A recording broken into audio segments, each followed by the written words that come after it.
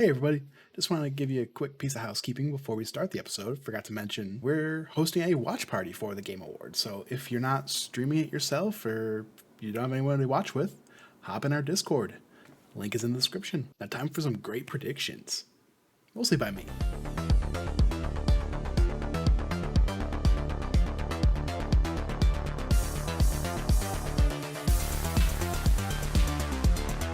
Hello everybody, and welcome to the Game Awards Predictions Podcast. I'm your host today, Alec Bobko, and I'll be your guide and host today. And joining me is Austin. Oh, I'm here. Let's talk Game Awards. Let's get to it. We got Bret. This is the world premiere of this podcast. He's not wrong. Yeah. And Jordan. I was so ready to see Joseph Ferris say "fuck the Oscars" again. Yes. I mean, However, it would if be a someone wants to surprise. get slapped at this Game Awards, I'd be excited for the drama. He would be the counter one to going. slap somebody. Joseph Ferris. true. That is very true. Because if his Oscar thing, like that's old at this point. Like, Yeah. I just want him. Period. true. That's it. true. I just want him to be there and do something. He's Yeah, a mainstay at this point. He's out there every Totally. year. Yeah. He doesn't even have a reason to be there this year, does he? We don't know. To it's announce been a a- game, maybe. It's That's been a true, minute I like since his last game, and they that gotta game right they now. gotta take the reins off of him. They're keeping him too contained after the original, Nexus event, I guess. And you gotta let him fly free this time, okay? Let him fly free. Good luck with that. I love this time of year. This is one of my favorite events for all video games. Let's get to it. Mhm. Yeah. All right. So we're basically gonna keep it. We're skipping the esports stuff just because. I mean, aside from Chris, we don't really. I mean, most of us don't really watch esports stuff, so we wouldn't get much conversation out of those. So breezing past those 5 categories, and we're starting with most anticipated game. And so we've got Final Fantasy 16, Hogwarts Legacy, Resident Evil 4, Starfield, and Legend of Zelda Tears of the Kingdom. What a lineup. Like, this is such a good lineup, in my opinion. Yep. It's a And weird I think category. I think it's That's kind what I of vote. a mid lineup. Like if I wonder what Alec did. if well, because this is my personal. I haven't cast my vote yet. I've been waiting for this Gotcha. podcast because this is my personal. gotcha. So I know, but without Mega Man Battle Network Legacy Collection, this is the most mid lineup I've seen, bro. Like, how are you gonna tell me what's the most anticipated game of 2023 and not give me the most anticipated 10? I'm shocked. True. I just realized there's no Jedi Survivor. Like, yeah, take Hogwarts Legacy off, put Survivor on there. Do some categories have 6? I feel like some. yeah, Possibly. some have more, I Possibly. think, right? Some like, do have just- more. That's what I'm saying. That's what I mean. Why didn't they just put another one right there? Boop, right at the end there. Oh. Look, there's a spot right there. I see it. Yeah. There's a Yeah, slot. literally That's on the true, website. yeah. Yeah. There's one. Yeah. So who's going first? I mean, I put first. mine as Tears of the Kingdom just because I loved Breath of the Wild, and this is just being the follow up to that. Come on. Yeah. I'm also going to say Breath of the Wild, or I mean Tears of the Kingdom, because Breath of the Wild, to me, was a like lifetime defining gaming experience. Like I'll never forget playing Breath of the Wild for the first time, Yep. climbing over that hill, that mountain, and just seeing that world unfold before our eyes. Fantastic music, great gameplay, like. And this is a follow up to that. Like, you best believe, like, I'm anticipating this. All these games look really cool, but like, definitely Tears of the Kingdom. Yeah, for sure. I am going to vote Hogwarts Legacy. I know there's discourse around this game, but I know Potter fans are rabid. Okay, and I know yeah. if they're watching, this thing is gonna at least be second. Whatever. I understand it might not get first, but this thing is gonna be right there battling it. It's gonna be like percentages, like a decimal percentages off if it loses. I feel like I think the most obvious answer is Legend of Zelda Tears of the Kingdom. I think that as an industry, we have been waiting for that for like 2 years now.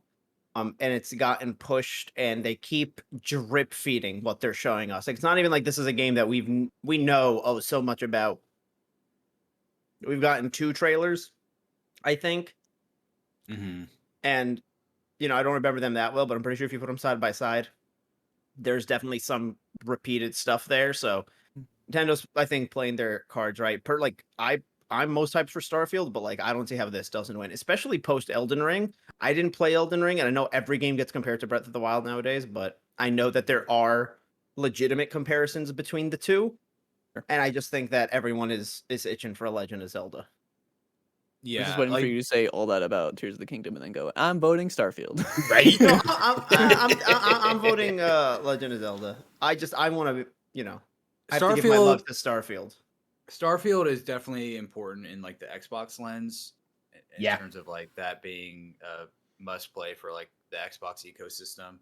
But yeah, as a whole, like yeah, Breath of the Wild is like my game of that generation. Like Oh yeah. that's like the one game from that 2012 to 20 or 2013 to 2020. Like that's the game that I like have the most like reverence for. And like to add on to it, like Majora's Mask is my personal favorite Zelda, and that's a follow up to Ocarina. And this is a similar experience. I think Tears of the Kingdom is going to be much more expansive than Majora was, but I mean, a follow up to a great game like with Ocarina to Majora and Breath of the Wild to Tears, like Nintendo usually does pretty well in that regard. So I think it's going to be awesome. Yeah. Yeah. So next up, we're gonna start getting into the. Oh, I guess before we get into those, we're gonna get into best adaptation. Recognizing outstanding creative work that faithfully and authentically adapts a video game to another entertainment medium. So I we've like this got category. It's different. Arcane, League of Legends, Cyberpunk Edgerunners, The Cuphead Show, Sonic the Hedgehog 2, and Uncharted the movie. So, personally, I think as I've only made it through about 5 episodes of Edgerunners. Not that I didn't like it. It's just I wanted to. It was a week back in first week in November where I was sick, so I watched about 5, and I just wasn't feeling that vibe at the time. So I switched to watching something else. But honestly, with this category, I gotta go with Arcane. That show was just phenomenal from the jump. The animation quality. Somebody that's never even played League of Legends, I absolutely love that show. But shout out to Sonic the Hedgehog 2. That was a very good follow up and a very good movie. Yeah. We'll in the same order. If you want, Brett, you can Yeah. go second. And Okay. Yeah. So out of these 5 categories, I've only seen Sonic and Uncharted. But I know like Arcane gets its flowers. I know Cyberpunk Edgerunners got a lot of hype. Um,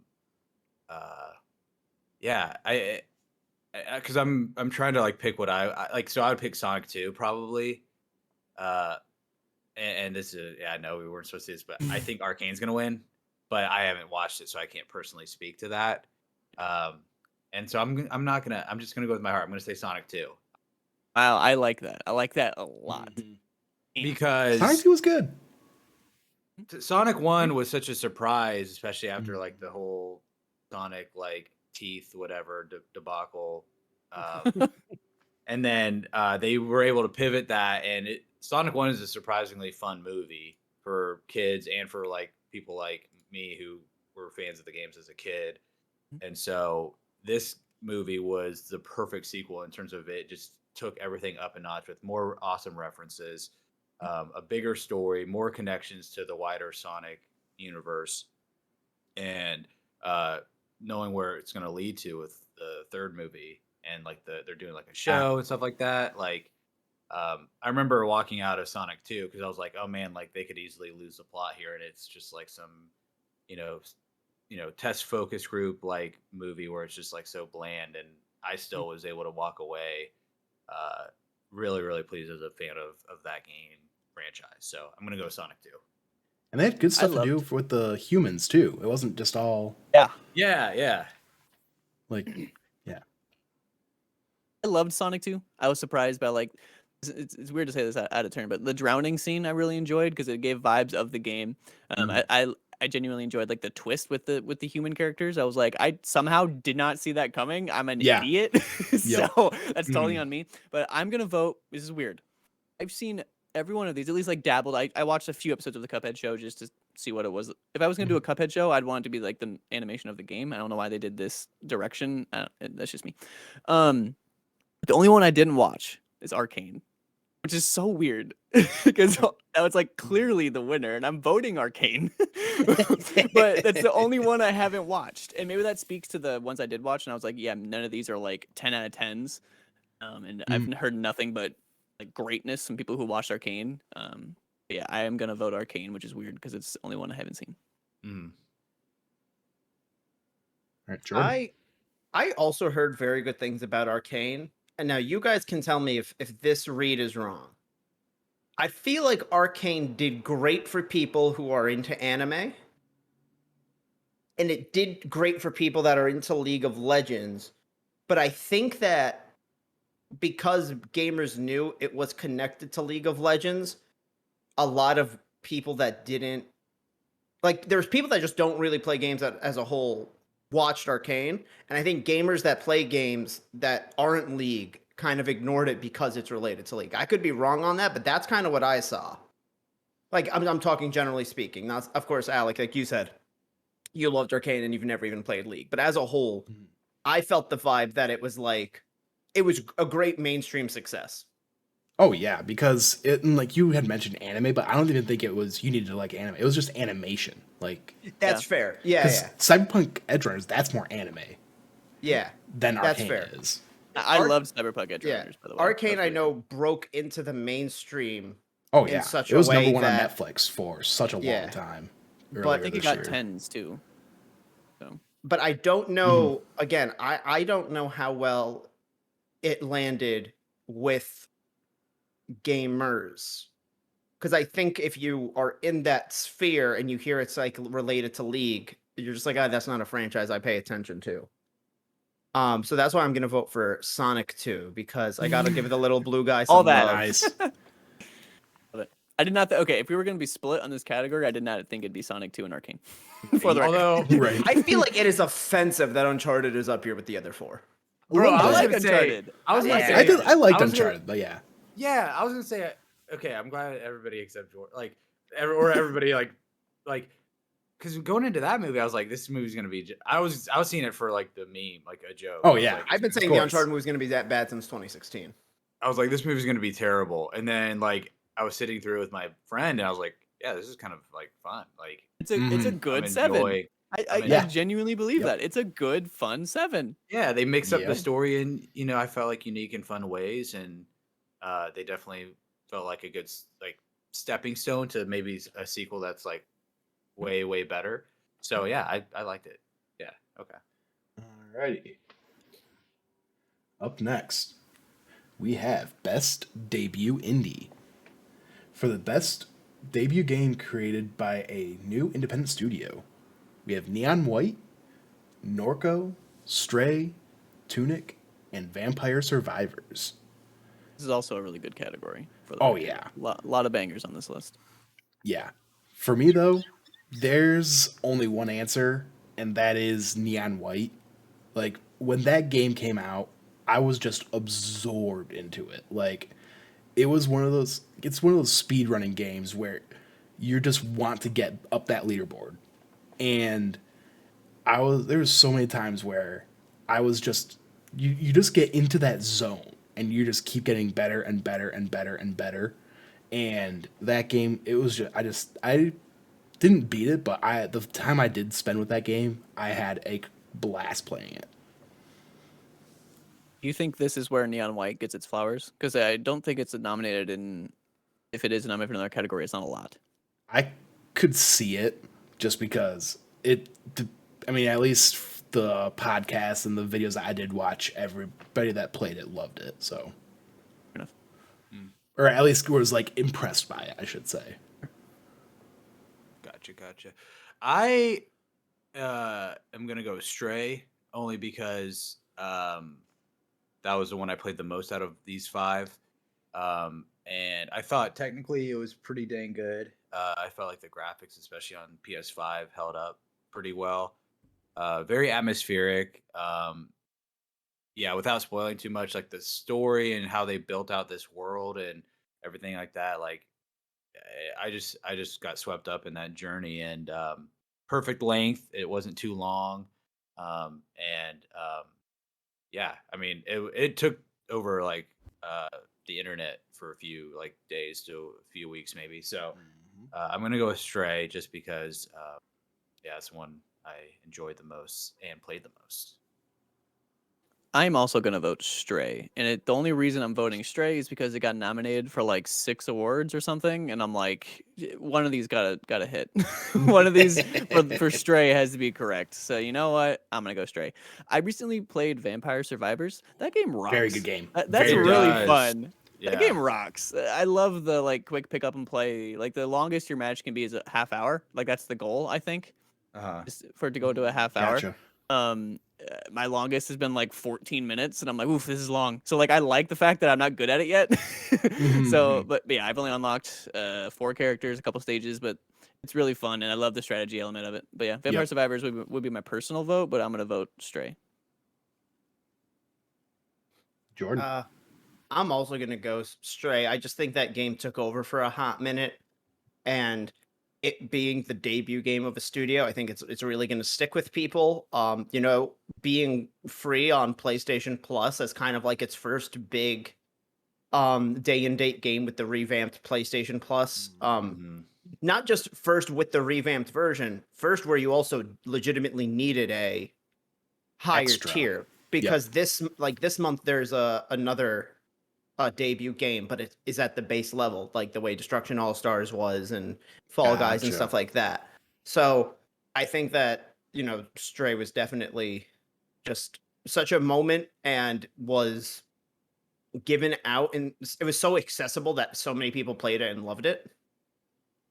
Mm. So yeah, my vote's for Stray. Alrighty. Moving on. I think this we're just getting into the. Oh, what? No, we got one more before we get into all the genre ones. Content creator of the year. For a streamer or content creator who has made an important and positive impact to the community in 2022. So we've got Carl Jacobs, Ludwig, Nibelian, Norbu, and QT Cinderella. My personal vote, I gotta go. I mean, kind of the good send off. I gotta go with Nibelian, just because, man, that first release after he was announced he's gone from Twitter. I'm like, it just doesn't feel the same. Like without him like tweeting out like all the review roundup. Like I saw about 4 or 5 different other tweets that are essentially trying. I don't say replacing his, but because Nibelian, he Yep. was always the first one to get his out there. So it was just always kind of the one. So then it was just, I don't know, to me it's like oh wow, seeing so many people trying to replace what he did, and it's like that's just he was just so good at rounding up, or I should say they, because we don't know who Nibelian is. They're so good at just rounding up all the new video game news and just putting it out in this concise way, and but still giving out the credit of where they found it. So, got to give them their nice send off. Are we counting this for like an actual vote? Predictions? I don't know. Why wouldn't we? And so, Okay. This feels I like an love odd it. category to me. I love it because it is odd because I feel like especially with like content creators in that space, like it's so like siloed off where like if you're a fan of any of these 5 folks and you like are, you're on the ball with them and what they're doing all the time, Oh, but yeah. like you don't know any of the other, or like you're just not plugged in. Mm. By the way, I gotta say this: the Stars were down 4-1, and they are now tied 5-5 going into OT. So nutty Oh my game going goodness. on right now. Okay. Oh my goodness.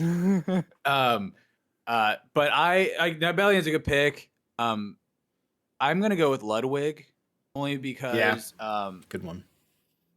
his content is just always so dynamic, and then Mhm. I don't know the guy, but like with like all the Smash esports scene stuff going on right now, like and what he's doing to help support that community with all the ventures he's got going on with his tournaments and stuff like that. That really speaks to me just because I like Smash and I want to support like those kind of like competitive events and stuff. So, um, I'm gonna go with Ludwig just because, yeah, I think he's awesome. I'm also gonna go with Ludwig just because I think he's like the biggest name off this list, and that's not me throwing any disrespect at any other names. He's just like, I feel like he's the one I've heard the most and seen the most about. So I'll go with Ludwig as well. Yeah. This categories I think just shows how big gaming is, because like these are allegedly some of the biggest people out there, and I have never heard of No Brew or QT Cinderella. And I'm not saying that as like a knock to them. I'm just saying there are so many people in the space, Oh, and I yeah. think so many people provide different things. I mean, Alec, me and you were talking yesterday, just like the way we've followed just specific Pokemon YouTubers in the past few years has very much changed, where I'm not so much into Let's Plays anymore. I'm more interested in dynamic conversations about this medium in this industry. Um, I've only heard of Ludwig recently, and of course Carl Jacobs I know because of Kind of Funny and Mr. Beast. But I gotta go with my man Nibelian or Nibelon. I'm not sure how it's usually pronounced, but truly like a hero we don't deserve. Yeah. And part of me is really, really hoping that he chose to retire because like he's prepared to do a face reveal. Like that would be the ultimate send off if, or again, if whoever they are wins and they get to just, if they go up in a costume of this character, that'd be fantastic. But if Yes. they do a Yes. face reveal, and then just that's the send off. Because the thing is, like, I totally get why they quit, Mhm. but it's Oh, also yeah. one of those things where it's like, the thing that sucks about being anonymous is like I don't know what this person did for a living, but I had to assume it was Twitter just because they were always on top of announcements, streams, presentations, and updating them live. If this person goes, okay, I'm retiring from this, I'm gonna go get a different job or whatever, like I want this person to have credit for the work that they did. Yeah. And so like let But this person win. at the same time, though, that might also, because I'm assuming how quick they got stuff up, they might have had some sources of their own. That's fair. So if they do reveal, that could potentially put, Yeah. just a thought I had. Because though I never felt like they were reporting rumors or leaks. True. It was always like if Capcom's doing a stream, they were watching it, taking screenshots during the stream and uploading it so fast. Like clearly they had like multiple windows open, and it was just the second something was announced, screenshot, add it to the thread while the video's still going. So it was practically up to speed with the videos. Yeah, to me, it just felt like he was always, or they were always first. Like that was Yep. the epitome of his content. Like you said, what a send off this Work. would be. Mm-hmm. Alrighty. If they go up on that stage, I will salute. I agree. That'd be really, really cool. Alrighty. So, making our way to the genre ones now. So, this was something that we talked about beforehand. We're going to, honestly, not necessarily rapid fire these, but we're going to try to keep our brunt of the conversations to the last 7 categories, which is basically best performance to game of the year. So, we have best multiplayer. For outstanding online multiplayer game design, or gameplay and design, including co-op and massively multiplayer experiences, irrespective of game genre or platform. So we have Call of Duty Modern Warfare 2, Multiverses, Overwatch 2, Splatoon 3, and Teenage Mutant Ninja Turtles Shredder's Revenge. So for me, this is a tough one, because I basically, out of all these, I haven't played Call of Duty or Splatoon 3. If I had to pick, I would probably just go with Overwatch 2. It's basically just Overwatch 1 again. So, Overwatch 1 did well. So, just going with that. Fair enough. Fair enough. So I'm gonna vote for Call of Duty Modern Warfare 2. I loved Call of Duty back in the day and growing up, and then uh, and I'm with the caveat that this is including Warzone 2.0. So Mhm. um, it's just amazing how it's called like the Call of Duty Big gunplay. caveat. Well, I don't know because they listed as Modern Warfare 2, so that makes me think of I just was just trying to make a traditional joke. multiplayer, It didn't land clearly. which I still feel comfortable voting for because the time that I've sink into the multiplayer before Warzone 2.0 came out, and just like in conjunction with it, uh, I think the graphics are top notch. I think the networking with the cross-platform play and progression is super amazing. The gunplay is fantastic. Yeah, so yeah, I'm just gonna go with Call of Duty Modern Warfare 2. I am also going to go with COD. This is kind of similar to the Ludwig situation. I think this one's kind of a popularity contest, and I think COD always wins those. Overwatch 2, I don't think did enough to. I think people are going to be turned off for voting for it because they didn't do that much for the release of the next one. Splatoon 3, I did not play. I didn't really hear too much about it either. I loved the Ninja Turtle Shredder's Revenge, but I don't think that necessarily belongs with these other four titles for best multiplayer. I love Yeah. that game. That's like it's in my top 10 for game of the year, but Mhm. I just don't know if it belongs. It can't hang with these other four, so I'm gonna go with COD. Yeah. Mhm. Uh, I'm gonna go multiverses. I feel like I mean I didn't play any of these. Nothing against them. It's just none of these really interested me. But you know, multiverses like couldn't get away from and like was considering even picking up at a point. And I think that it gave it was kind of like the best Smash clone to the and I As think that close to there's something Smash as anybody else has gotten. and I think there's something to be said about that. I think that they're doing really good consumer friendly moves. And they're the game is still active, live, getting updates. Yeah, because it's So I'm technically gonna free to play. You get free yeah characters every week. You have to pay to get the other characters, or pay to get currency to unlock characters. yeah. But so I'm gonna go with multiverses. That was a good couple weeks that we were playing it, but then Yeah. it kind of fell off the mainstream of gaming. Yeah. For Yeah. in IMO, that's most games. Like the games that like Sure. stand the test of time, those are like the pinnacle of video True, games, true. the upper echelon. The fact that that was a good weekend for those that played it, that's a success in my mind. It might not be a success for the game as a whole, but like Multiverses is now because when that game was announced, it was kind of like we'll see. But Mhm. it came out and people were like, you know what, it's kind of good. So like I think it Yeah. succeeded Yeah. on that remark. Yeah. This could be a very dumb thing. I feel like the thing turning me away from it is how they could literally get almost any IP in there. Again, assuming it falls under the Warner Brothers umbrella, but that's like a pretty big umbrella. And so it feels kind of disconnected. Like even the logo being Shaggy versus Batman. It's just Yeah. and it's hilarious. The context to be like when you're talking about the metagame and they're like, I don't know, I think LeBron James is like hitbox is weird. Oh, I'm gonna play Mhm. as Martian Martin the Martian instead. Like you say these sentences that you should never have fucking said. Like Yep. they should not be Right. real. And that's funny, but I just feel like as a game, like that is a very weird thing where it turns me off from it. Where if they were like, this is just going to be Cartoon Network characters, the way like there was Nickelodeon All Star Brawl, or like Smash is like a love letter to like kind of video game history as a whole, with like a bias towards Nintendo because of who makes it, but has done a good job at kind of hitting on everything else. Yeah. Like I feel like Multiverses was the best one. Like the thing you described, it came out like the Nickelodeon version, and people were like, on it. And this one lasted longer, and I feel like Yeah. people are still playing this one. So Yeah. Mhm.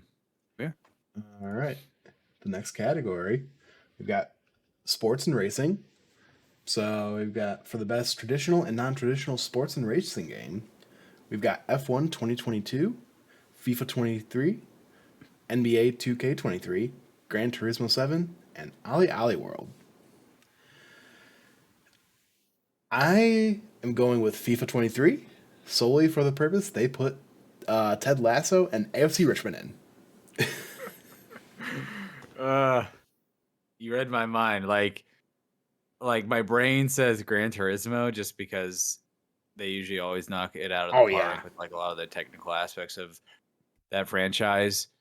But yeah, man, you add Ted Lasso into a game, like I'm on board. I just want season 3. Where is season 3, man? What's going on? Jason, come on. Right? Supposedly spring. Supposedly spring. We're getting like a spiritual successor in Shrinking coming out at the end of January. Did you guys see about that? Well, we can talk about it off camera. Sorry, my mind is a mush after what Jordan just said. I am gonna go with Gran Turismo 7. I'll be a little different. I think I don't play most of these games, so I don't know. I But haven't wasn't there played some any of discourse? Wasn't there some discourse around FIFA because FIFA's like ending? Isn't there? Yeah. Isn't it called something else? Well, it's now? gonna. That's just it's gonna FIFA in be- general. It's gonna Okay. be the same like yearly thing next year or whatever, but it's gonna just be called EAFC or whatever because Yeah. FIFA wants to charge like $1 billion for just the name. Yeah. Okay. Because Yeah, I'm gonna go Gran is very Turismo, corrupt and very. because I think- There's a lot behind that. Sure, that makes sense. Companies do that, unfortunately. I think it's gonna be a close race between FIFA and Gran Turismo, but I think there's gonna be enough like negative discourse for the FIFA name thing that people are just gonna be like, eh. And even though it's not necessarily their fault, it's gonna be enough to sway the vote, in my opinion. If I had the choice, I would vote for or NFL Blitz, but it's not on. Right? Did that come out? Did a version of that come out this year? No, but Okay. NFL Blitz, man, on N64. That was. Oh, That was specifically a 64. movie. Okay. They have that arcade thing, the one up arcade NFL Blitz. I want to. Oh, yeah. It's like $500 though. Right. I want Turtles in Time, but that shit is expensive. Austin, if me just mentioning that like there's an Apple TV show that was just announced made your brain mush, I think this is gonna make it mushier. I say a lot of stupid shit on these podcasts. I'm voting Can confirm. I am voting FIFA 23 specifically because I think it's the World Cup right now and everyone's thinking about soccer. That I think that there's going to be yeah. like a bias right now. Like I don't watch any sports, and even I've like been kind of paying attention to the World Cup, and so I think that whether I think it's people stupid at all. whether people realize it or not, I think that the recency bias of soccer as a whole right now. They're cheating. They're cheating. Yeah. Confirm. Alrighty. Next category, we got Best Sim Strategy. Best game focused on real-time or turn-based simulation or strategy gameplay, irrespective of platform. We've got Dune, Spice Wars, Mario & Rabbids, Sparks of Hope, Total War, Warhammer 3, 2 Point Campus, and Victoria 3. This was an easy one for me. The only one I played on this list was Mario & Rabbids, Sparks of Hope. I'm only a few levels into that game, but it's just more Mario and Rabbids. Just like if you like the first one, you'll like this one, and I absolutely love that first game. So, and the next one, it just improves on it in every way possible. So, yeah, easy choice for me. All right. I'm gonna go with Mario and Rabbids as well. The first one was a pleasant surprise. 5 years ago, and when they announced this one, and then it came out, and just how it expanded the scope of that like franchise with a lot of the more like open like world movement elements, especially with the combat. I felt like that was a perfect way to build. Like I think this game pushes the Switch to like its limits in some ways. I know that's like Most that games comes up- do nowadays. That's what I was say. I was like, that kind of is the case with a lot of games nowadays. But like, But there's no in a real way, performance issues. Like it's still playable. that's the thing. Like it pushes it to its limits, but like it still plays well and looks pretty great for the most part. Does so right? effectively. Yeah, Yes. there you go. Words are Whereas hard. like some games, it's like, man, like Sonic Frontiers, like stuff like that. It's like, okay, maybe not Yeah. that, but like, yeah. So I'm gonna go with Mario and Rabbids as well.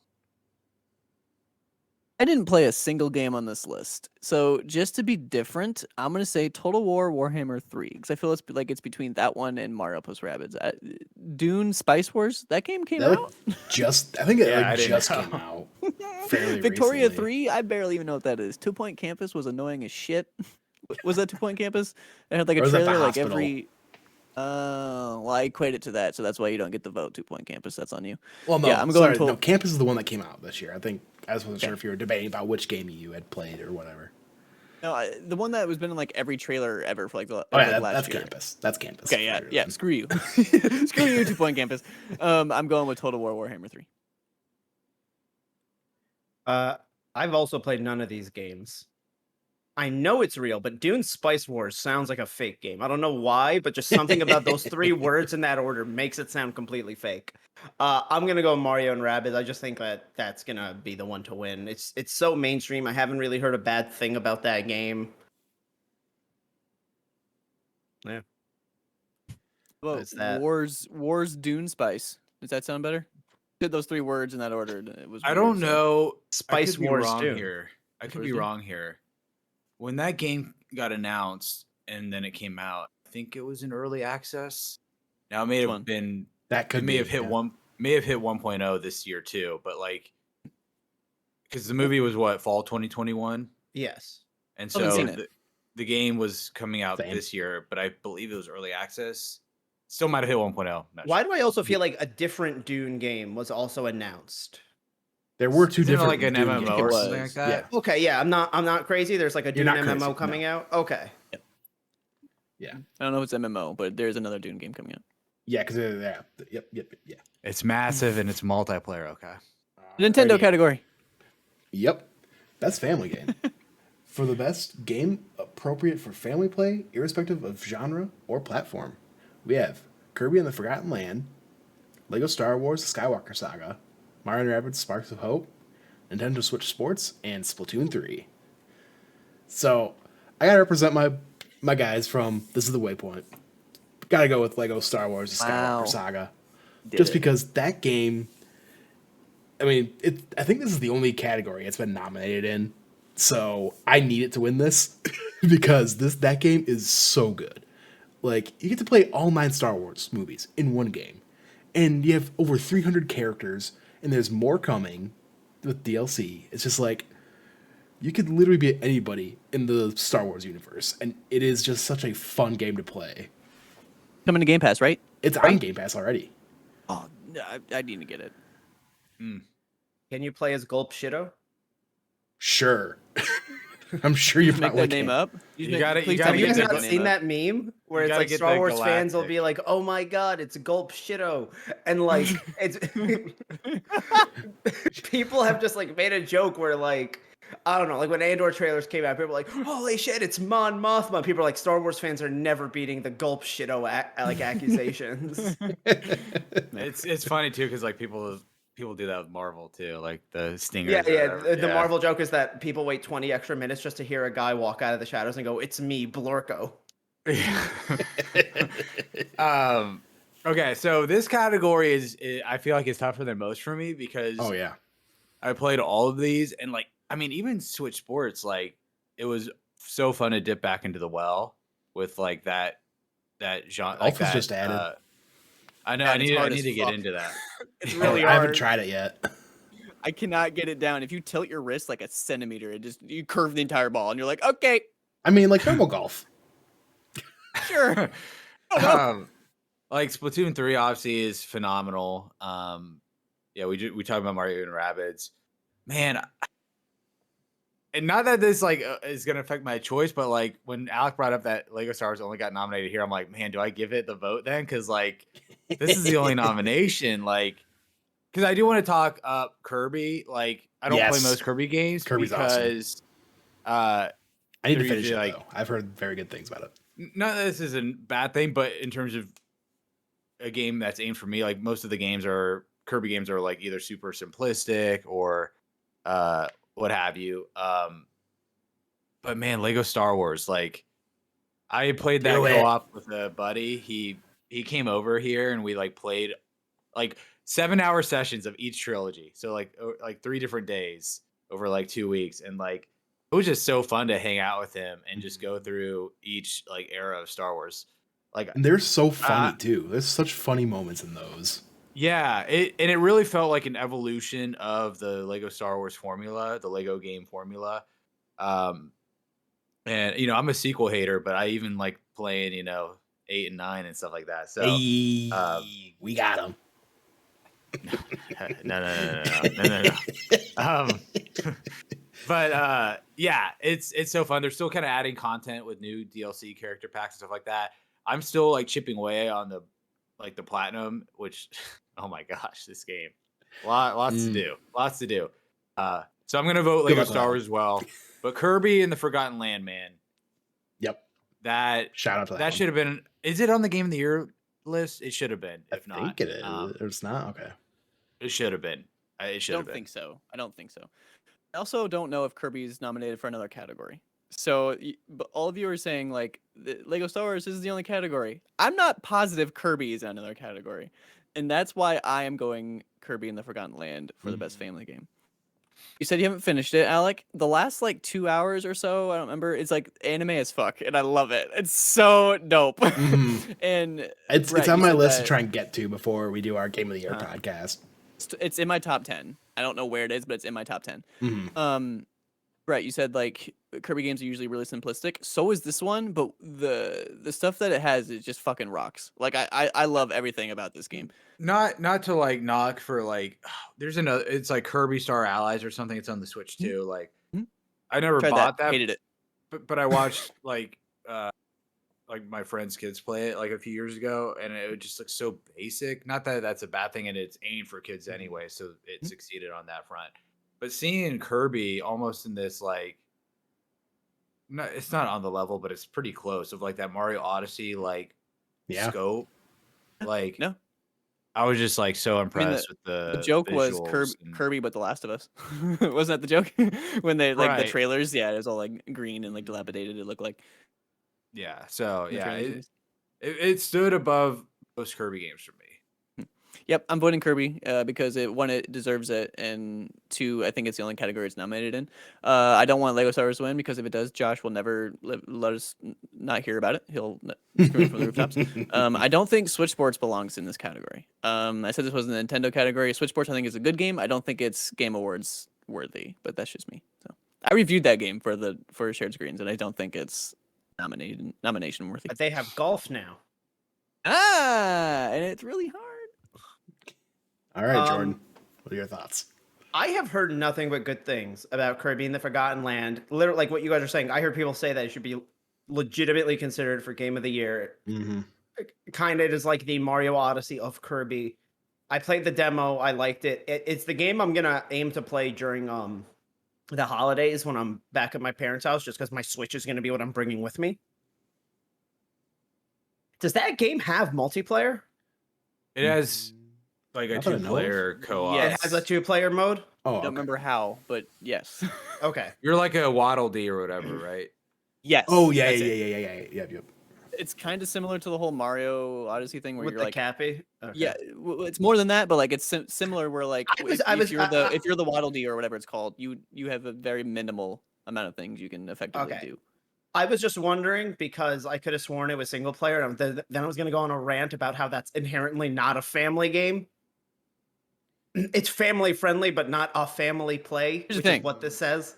Here's the thing: I voted for Kirby. I don't think Kirby is necessarily a family game. I think it's like ESRB family related or whatever. It is family friendly, but it is not a family game. Yep. In the sense that, like, if you have a family, you're applying more than 2 people, probably more than 2 children, and you want them to shut the fuck up and not argue, and so you give them equal shit to do. It's why I've always been a big advocate for the Lego fans. Anytime I had parents come in at GameStop, I'd be like, I can't recommend these games more because your kids can truly do the entire game together. Okay, but knowing that Kirby is playing the game now. I'm gonna predict. I'm gonna predict that Kirby wins. I would not be disappointed if Lego Star Wars wins. But I predict that Kirby is taking it. Yeah. I just know Josh won't shut up. He'll say like Game Award winner, Lego Star Wars: The Skywalker Saga, instead of like Game of the Year. He'll say Game Award. Right. Yeah, he'll call it. Award Family winning Game of the Year 22. You would just say award winning because it's award winning. Yeah. Agreed. Alrighty. Our next category is best fighting game. for the best game design primarily around head-to-head combat, we have DNF Duel, JoJo's Bizarre Adventure, our All-Star Battle R, The King of Fighters 15, Multiverses, and Sifu. So I don't like Sifu being in this. I'm gonna jump on that train with many other people. I just feel like it doesn't belong in this category. Like I understand, like along with like the description, yes, it is head to head combat, but not like competitive head to head combat. It's using the term fighting game very liberally. Exactly. So I'm gonna go with the game I've heard a lot about this year, and I'm gonna go with DNF Duel because I heard kind of similar to the whole multiverses thing. When that game came out, I just could not get away from it. And there's so many times I've even thought about picking it up just because Chris, he's a bad influence on me and wanted me to play it with him. But I'm like, I'm just not that big into fighting games. But that's why I'm looking forward to this. We're just real quick side tangent is Street Fighter 6 because I've heard they're really kind of turning down the controls to where you're not doing all this crazy combos and all that. They're really simplifying the control scheme so to make it more approachable. So that's why I'm really looking forward to that one, to actually diving deeper into a fighting game than just going through the story mode and dipping out. Yeah, so I've not played a lot of these games. In fact, the only game I've played is Multiverses. So I'm gonna vote Multiverses. You didn't play Sifu? No. What? It's a good game. I know. There's just so many games out, man. There's so There Bret, I didn't is. play it either. There's just so many games, just not enough time. Yeah, like I felt like Multiverses, to echo what y'all said a little bit ago, like it gets as close as what Smash is without obviously being Smash, and like Smash is just so perfect in almost every way, and so but it comes pretty close. Obviously, free to play is awesome. I was able to dive in so many friends, during those few weeks when everybody was playing it. The cross-platform play, so I feel like it's really a good platform, and I hope the game continues to exceed because I feel like they're doing mostly everything right, and so yeah, I'm gonna go with Multiverses. I just now realized that Batman is holding a sandwich. Yeah. Yep. Multiverses is also And going to be my Shaggy's vote. holding the battering. Yeah, I got that now. I didn't realize he was holding a sandwich. I get they traded. I understand. I got it. Okay. I'm gonna go Multiverses. For the sake of time, insert everything Bret just said for this category and everything Jordan said for the category he voted Multiverses for. Bloop. Here it is. That's my reason. I think if Multiverses doesn't win Best Multiplayer, it wins this. So that's going to be my prediction as well. Okay. Playing the game, playing the stray game. I feel really bad because like I like fighting games, but like not like these fighting games. So I'm like, damn, like some of these games might be awesome. I just haven't played them. Yeah. I do little agree upset. that Sifu does not belong in this category. As someone who enjoyed Sifu, yeah. it doesn't belong in this category. I am a little upset that Ed Boon came out and said that whatever NetherRealm is working on next will not be shown at the Game Awards, because I'm very curious to see what comes out of that studio next. Oh, I'm not a People huge have lied fan. before. Yeah, lied that's fair before. enough. That's fair. Just saying. You think people would do that? Just go on the internet and tell lies? Best role-playing game. For the best game designed with rich player character customization and progression, including massively multiplayer experiences, we have Elden Ring, Live Alive, Pokemon Legends Arceus, Triangle Strategy, and Xenoblade Chronicles 3. So, I played the demo for Live Alive. I absolutely loved the bit I played of it. I bought the game from that little bit of it. Have not played it, gotten a chance to play it yet. I gotta go with Elden Ring. Like, that's just all you hear. Elden Ring versus God of War. So, little prediction or peek into what I'm thinking for Game of the Year. Say what you will. So, yeah, Elden Ring. Okay, now we're getting into it because We are. when I was looking at some of the categories today, and I'm just like, oh man, Elden Ring. Okay, Elden Ring. Like, You I'm guys like, and your research. it's just so like Elden Ring is just so such a definitive gaming experience for me this year that like that's all I can think about because it was so stand out in almost every way. But I'm like, man, because with like award voting for anything, it's like, are people gonna get voting fatigue for voting for the same game every category, or are they gonna try to differentiate and be like, okay, like I'm voting this game for this major award, so I'm gonna give this lower award like to this game. So this man, this is like, but then I'm thinking of like past game awards, like results where like that one year God of War and Red Dead 2 won like every award. I was So about to I'm say, if like, you watch 2018, Red Dead swept almost every other category. yeah, because like, man, I didn't play Xenoblade 3, but like everybody who I know played it really enjoyed it. Same thing with Triangle Strategy. Pokemon Legends Arceus. Is it Arceus? Yes. That's what I say.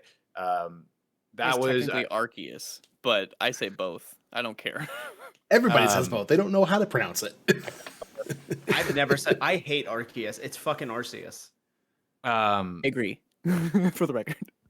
yeah, Pokemon Legend I felt like was a nice step in a different direction for Pokemon. What it's been for a good while. But man, like Elden Ring, like,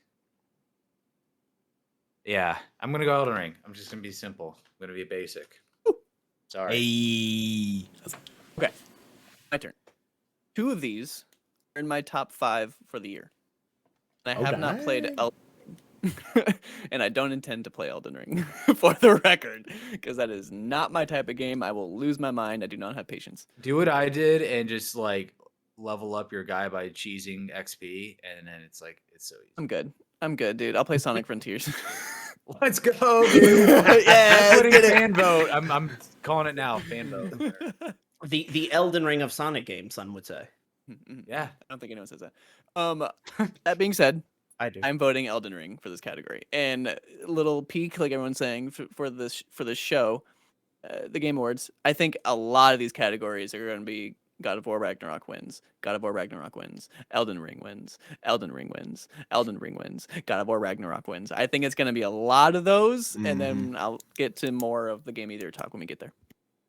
I mean, just you look at the category here real quick, and it's like player customization. Like, there's like 8 million sliders for your dude in Elden Ring, right? The progression in terms of leveling up your gear, your weapons, your stats, like it's insane. The builds you can do. The multiplayer with like the dueling and stuff is so much more expanded over past Souls games. Like, yeah, definitely. I have only played one game on here. And I don't think it's hard to Do it, Jordan. No. Damn. Here's the thing. Symbolically, I would love if Pokemon Legends Arceus won this as like a symbolism for the giant steps Pokemon has taken this year into the like new era of it that we're in. If you want more thoughts on that, listen to our Pokemon Scarlet and Violet 2 weeks in that we did just recently. But I am just, I'm somebody who's watched the Game Awards before, and I know that the bigger Game of the Year contenders do tend to dominate the other categories they're nominated in. And I also think when you just think of the most traditional role-playing game. Oh, are you casting your vote? Can't see it, but I personally voted for Pokemon. I voted for Pokemon in my personal. Don't get me wrong. When I did my personal voting, I voted for Legends Arceus because if I played none of the games, I'm voting for the one I played for at least. Okay, man. But I think when you think of the most traditional like basis of what a role playing game is, Elden Ring is. I forget as someone who's never played it. It is that there's just so many different builds and so many different stats, but it's not. I like dabbled in like Xenoblade Chronicles 2 at one point, and that game was so in depth. I like went and returned it after like 7 hours. I was like, I don't have the time or the mental energy for this. Elden Ring, again, I haven't actually ever seen the UI or anything, But Elden Ring reminds me more of like the way Skyrim did their stats, where like it's a very manageable thing, and it's just how do you want to play. But yeah, I just think that Elden Ring is going to sweep a lot of awards. Okay. Well, we're getting kind of late, so we're gonna start doing actually these rapid fire. So, Okay. best action adventure. We have Plague Tale Requiem, God of War Ragnarok, Horizon Forbidden West, Stray, and Tunic. And much like everybody said, God of War is gonna win a lot of awards, so I'm going God of War. I'm also voting for God of War. Yeah, me too. I'm boring. God of War Ragnarok is gonna win this category. Hands down. Yeah, it's Shout out gonna to be Plague God of Tale. War. Shout out to Plague Tale though. It's I- gonna be God of War. I think I personally voted for Plague Tale, just for the record. I feel like Stray is really the odd one out here. Mm-hmm. Yeah. Yeah. Adventure though, when I was talking about it earlier, like the like Combining the combat with traversal and puzzle solving. Is there combat? That's the thing. It didn't combine combat. It was just traversal and puzzle solving. which I felt like it did very well in what it was aiming. Sure. But I just think the quote unquote combat is you running for your life. Yeah, you get like the flashlight and stuff. That's kind of combat. I don't know. Just Stray is like walking sim plus, and I'm not saying that again as like a diss. It just I don't go. Oh yeah, you know what action adventure game I played in July?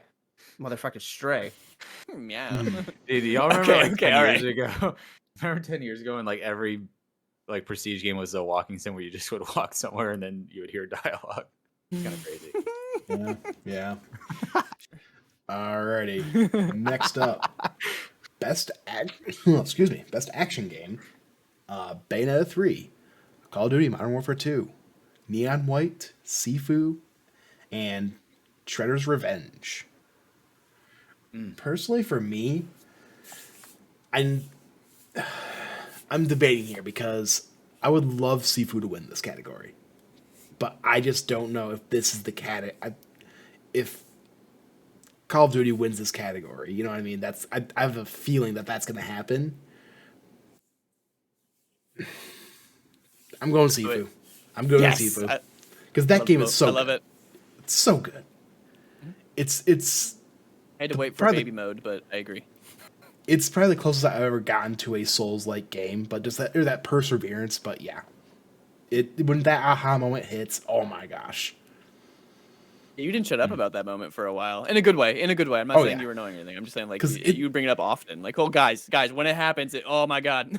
When like you finally understand those controls because it is hard to get, but once they finally clicks, oh it clicks. Also love the second stage. I don't remember, like you're in the The nightclub club. or whatever. The club. Yeah. It's dope. This is a tough one just because like all the games are so different. Like in terms of action, like yeah. That's a good point. I'm gonna go with what I know and played the most, and I'm gonna go with Call of Duty.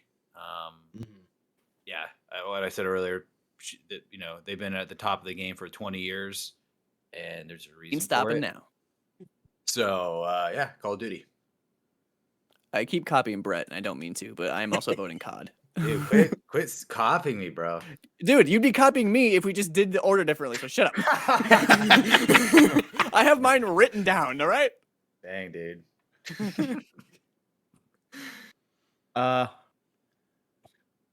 I think Sifu can win this one. I agree. Believe it or not, I feel like COD being put in action is very interesting just because I think like COD's a shooter. COD's a shooter. Like But the way you read the talk about- description. Focus primarily on combat and like all you do in that I game get is that. shoot. I just feel like vernacularly when people say an action game, you're not thinking of an FPS, or else you would have said FPS game. Yeah. And I think that Sifu is like the most basic version of like what action is. And I think that at some point it has to get its flowers, and I think realistically it could happen here. Nice. Is there or has there ever been a shooter category? I don't know. I mean, I guess we can No. look right now. We okay. It's one of those things too where like a lot of the ongoing games Action, and stuff are VR. like battle royales and stuff like that. So Yeah, there's not an I don't FPS see- or shooter category. So I could like if you would have quizzed me before, been like, is there a shooter category? I've been like, yeah. There's always a shooter category. No, The- apparently. The issue with Game Awards, and because we were talking about like why is there only 5 here and stuff like that when there's more, it's like sometimes there's like there weren't a lot of big FPS games that came out this year. Sure. So it's like, what would you put in the That would FPS truly be the category one this where year? COD wins every year. Like nobody's yeah. voting for the occasional Medal of Honor. Maybe or the that's Battlefield why. year. Maybe, that That's makes probably sense, why- and that's yeah. they don't have the category. Yeah. That makes a lot of sense actually. We can move on right after this, but shout out to Shredder's Revenge being in multiple categories. I was Yeah. like, you know what? Fuck yeah! Like that's awesome. I But don't not think I in the voted for it ever. soundtrack and score No. category. That's the one I would have voted for it too, dude. Damn. Right? Damn. But You yeah. got Wu-Tang Clan. Come on. Even though it's not nominated, you think Wu-Tang Clan will be at the Game Awards? In the It'd be opener, cool. they announced that there's a 6 category. Vote now. It's gonna no. It's gonna be some. It's gonna be. It's Some not even the band- game. It's just Wu Tang. Wu Tang Clan. It's gonna be some band nobody cares about that plays like Oh. 20 songs in their set. Is that when that Rage 2 or no, that was a Bethesda thing. Never mind. Yeah.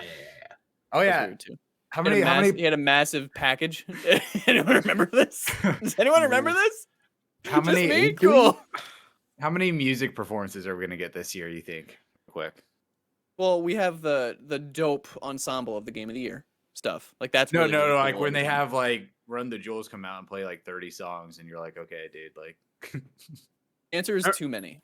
Remember they Yeah. got Green Day 3 years ago? That That was for Beat timing. Saber. With the timing of this show, you gotta send Imagine Dragons back to Imagination Land. You know. Yeah. Get out of here. Yeah. Sorry. All All right. right. Next category. Best VR/AR. Got After the Fall, Among Us VR, Bone Lab, Moss Book 2, and Red Matter 2. Never heard of most of these. Yeah. Aside from Among Us and Moss, I'm going with Among Us just because that game just it's the juggernaut. Rightfully so. As a since I don't believe in VR, like I don't What believe does it that exists. mean? You know what? Never mind. No. That was a poor joke of just I don't have a VR headset, so I literally have played none of these games. Okay. So Same. like yeah, I don't know. I'm just gonna Among Us, because I have seen it again. This is so anecdotal, just based on like algorithms and social media, but I have seen people post clips of stuff of Among Us VR all over the place. Some TikToks in moments. TikToks and MySpace stuff and all that. Yeah, so MySpace. Another joke? If I go on MySpace right now, is Bret the only account there? That'd be awesome. Oh no, that laugh was great. I am also gonna do Among Us VR. It's a popularity contest, just like COD. I think that's the only reason this wins. I also think it's probably one of the few people I've actually played. That's not a knock against You it. I've played actually it? heard. I've actually heard. No, I haven't. I said it's one of the few Well, that people like- have actually played. I haven't heard of Red Matter 2 or Bone Lab or Afterfall at all. And then like I've heard of Bone Lab. I think it sounds familiar. maybe I missed it, but like I remember Greg Miller talking a lot about Moss 1 back in the day. Yeah. And I did not hear him talk about 2 at all. I might I have talked just about it missed for like one podcast, and that was it. And Yeah, it was so- mostly because, he's got a kid now. So kind of hard to put a VR headset on and Yeah. Yeah. I mean, when you that's have a fair, but kid. nah. Yeah. All right, Jordan. Bone Lab sounds dirty. Like coming to my Bone Lab. Of course you.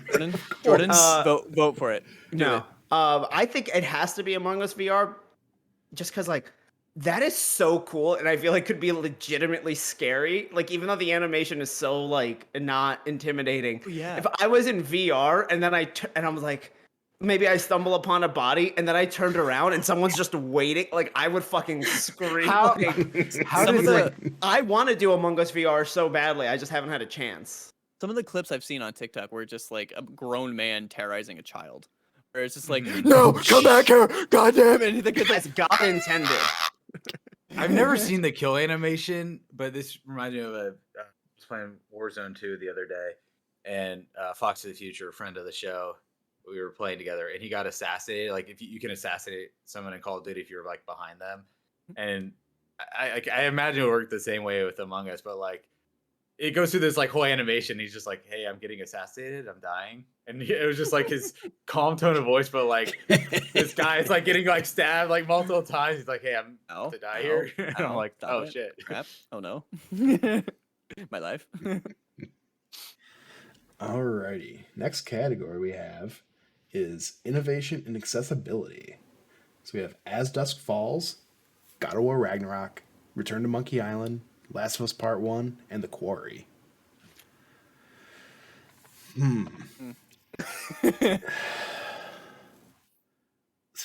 Part of me, I feel like I'm debating between the two PlayStation ones just because they've just been knocking it out of the park with accessibility. And I feel like I just have to go with The Last of Us Part 1 just because it's like, hey, this game, The Last of Us, that is already people consider a masterpiece. Let's just make it more accessible. Basically put The Last of Us 2 accessibility settings in Last of Us 1. So yeah, I think the Sony games have done a fantastic job with Last of Us Part 1, and then I haven't looked into it too much, but I've heard good things from Ragnarok from like Steve Saylor and stuff when he's talked about it. My thing with the voting though, and I could be wrong on this, but my read is it was so brand new with Last of Us 2 on how awesome they went with all the features that it's not going to shine as much in terms of like the True. wow factor for Part 1 and Ragnarok. I'm assuming it's like a lot of the same stuff or what have you. So I'm gonna go with As Dusk Falls because I don't know I think Alec played it. Yeah. Played it. We were playing. Jordan and I were playing it on Yeah. our streams, and Right. we were having technical issues, and just never went back. And we never so. got back to it. I've been meaning to message and be like, do you want to just play it privately? Because I do want to Honestly, finish the yeah. story. Yeah. Like we should just finish it out in a day. I think it's Yep. worth it. My cousin and I Yeah. played through it. It was good. Where we just stayed up all night and played it. Yeah. Because playing through it and I remember setting up the options to like play with other folks and going through the options, all the accessibility. I was like, okay, they're really going above and beyond to like make it easy to like especially like if you can't react quick and stuff like that. Like and I'm comparing mostly to like Telltale stuff, so it really felt like they really were trying to expand like the audience of who can play those kind of quick time choice based narrative games. So I'm gonna go with As Dusk Falls. I would not be shocked if God of War Ragnarok takes this one. It's just gonna follow suit of like the Last of Us stuff, but to be a little different, I'm gonna vote The Quarry. That'd be my vote, and it's gonna be my vote because they had a lot of options in the form of like just essentially playing the game. Like you could literally just watch the game if you wanted to. Like you could just kind of like put all your decisions, and then like watch it. And I thought like that's kind of cool. So that's my only reasoning. That's all I got. No, that's a good pick. Yeah. Yeah. I'm gonna go with Last of Us Part 1, even though like you guys said that it's the same exact accessibility settings from Part 2, just put into the remake of Part 1. I feel like there are still some aspects about the Last of Us accessibility settings that are better than God of War's. One very specific one that comes to mind is Last of Us gave you the ability to, just by swiping on the touchpad, switch into the high contrast mode. And so even people who didn't necessarily need that as an accessibility option would do that to see if they missed anything, because collectibles would become a very bright yellow. And God of War Ragnarok didn't have you do that. And there was like one puzzle, it wasn't a mandatory one, but it was one of the chest puzzles in God of War Ragnarok that I could not find the other thing to throw my axe at. And so I went into the high contrast thing where I made things bright, and their high contrast mode is not as high of a contrast as The Last of Us. Like a lot of stuff still kind of looked the same. There weren't those super bright colors that there were. And again, I just think having to go into the settings and turn all that on manually and then turn it off after I finished it was so inconvenient that I didn't go and do it again. Whereas I was every like few seconds in Last of Us Part 1, I was like, oh, new area, kill the bad guys. Okay, turn this setting on. Let's find everything. Works. Alrighty. Got the next category of best community support, sponsored by Discord.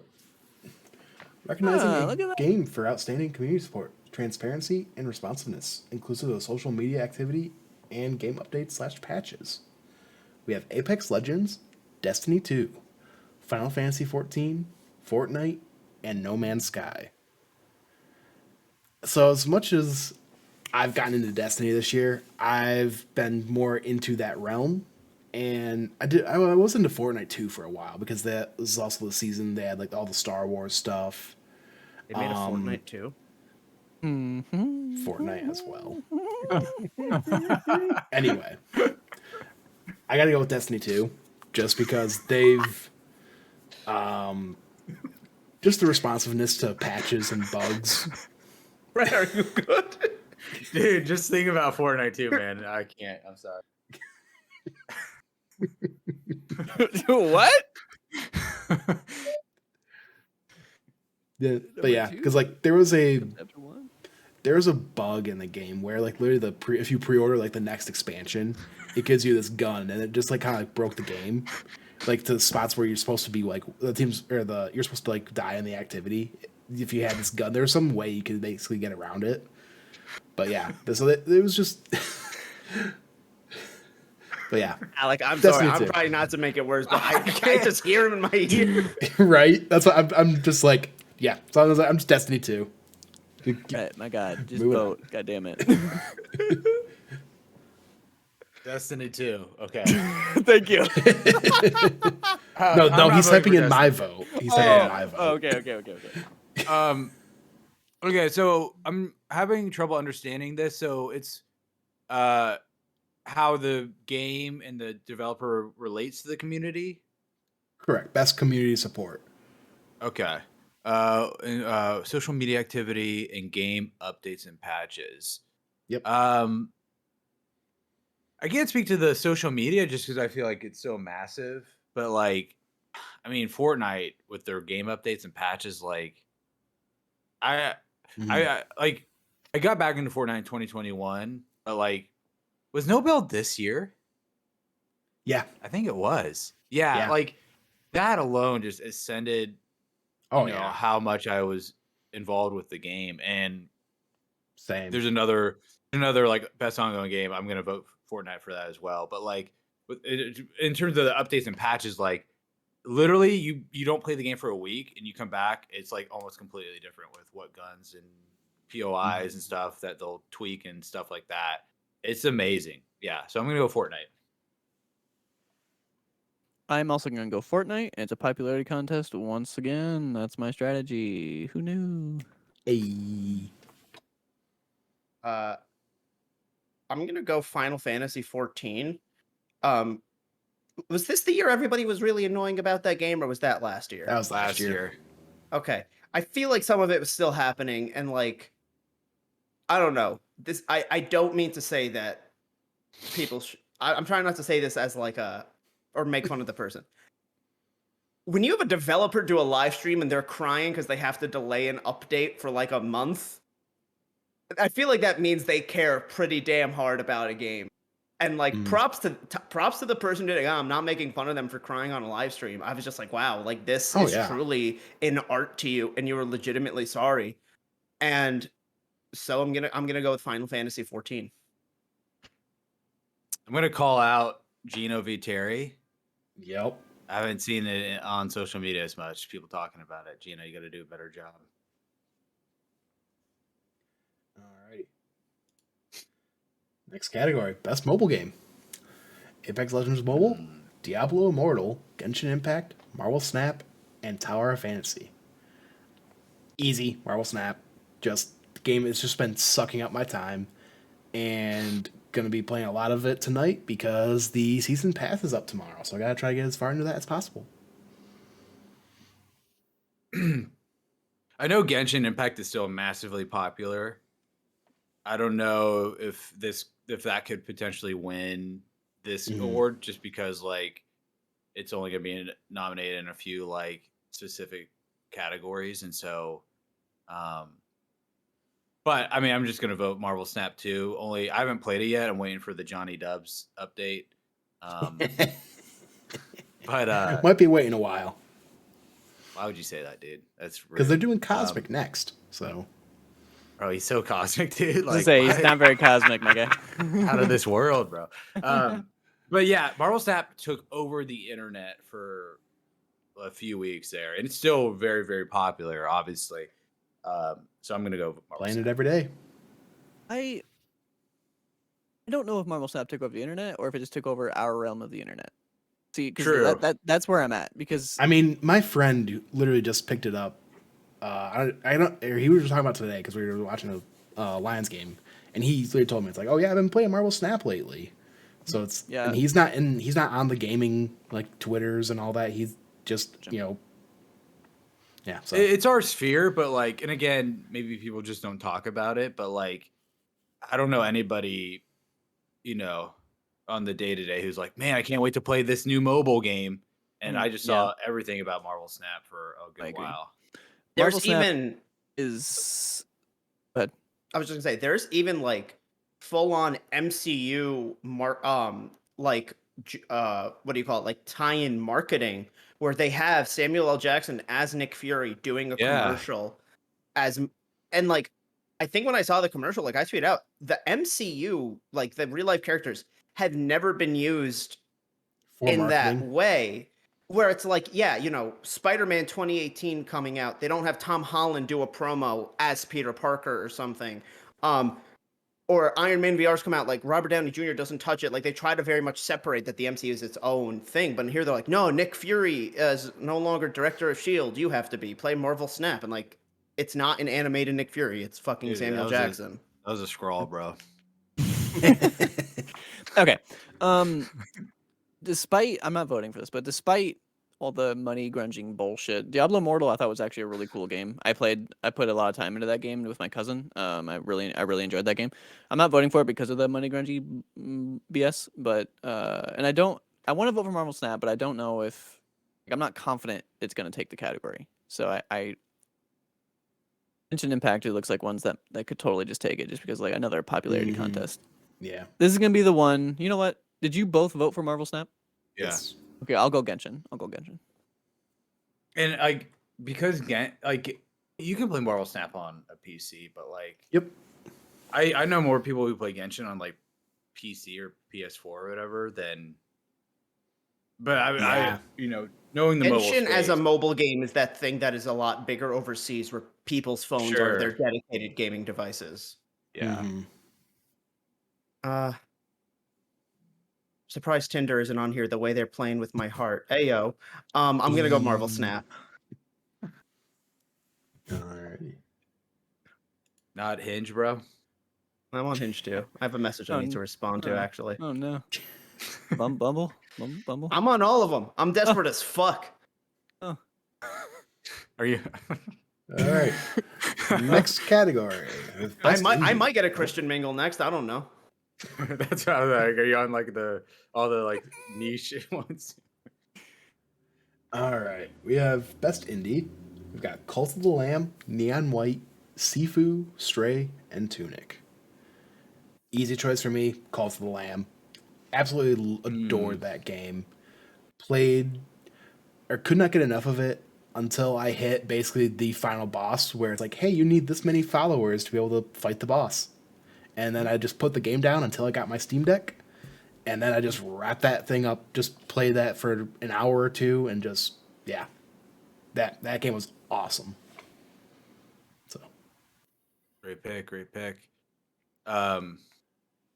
Man, again, this is definitely a category where I'm like, all of these guys are deserving. Oh, Like, yeah. I could easily Great category. see each game winning it.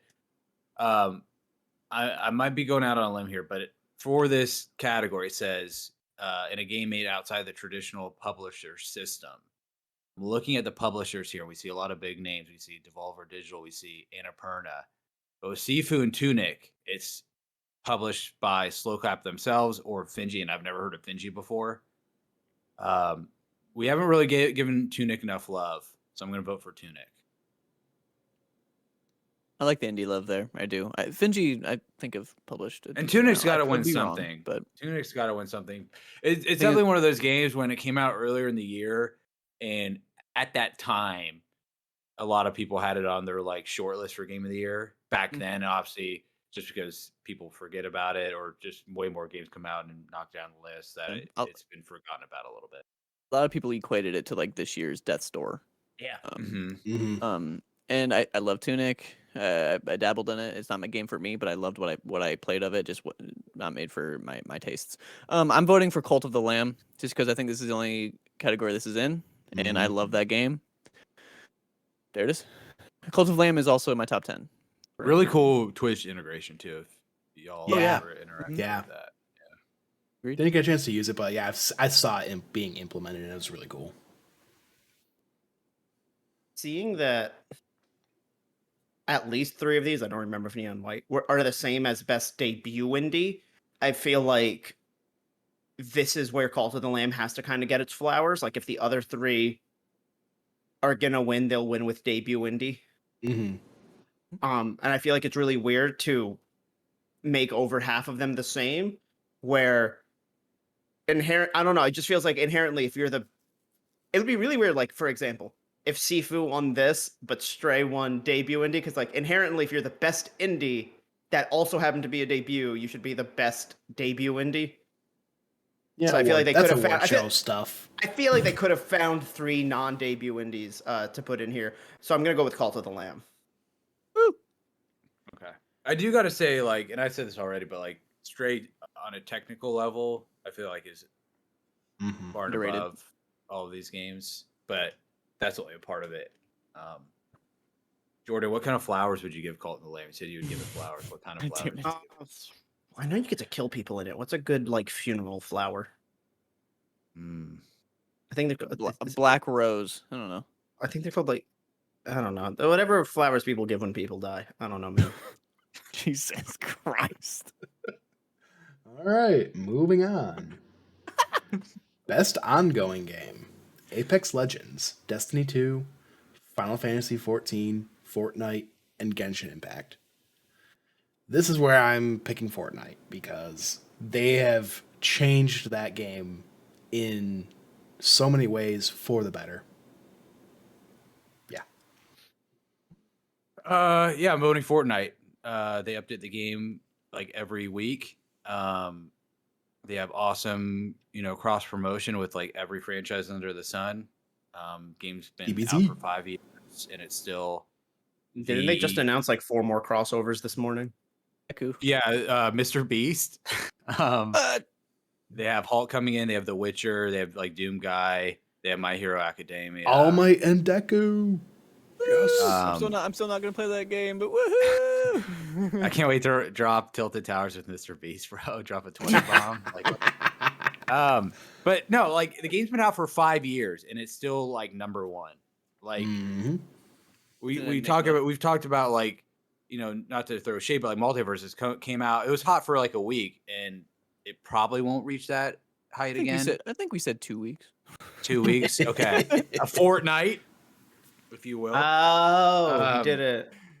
It's a wrap. Like and subscribe, please. And yeah, it's only growing. It's only growing, especially with like no build and just a further way they updated to Unreal Engine 5 now, and it looks freaking gorgeous. Like, yeah, incredible. Fair enough.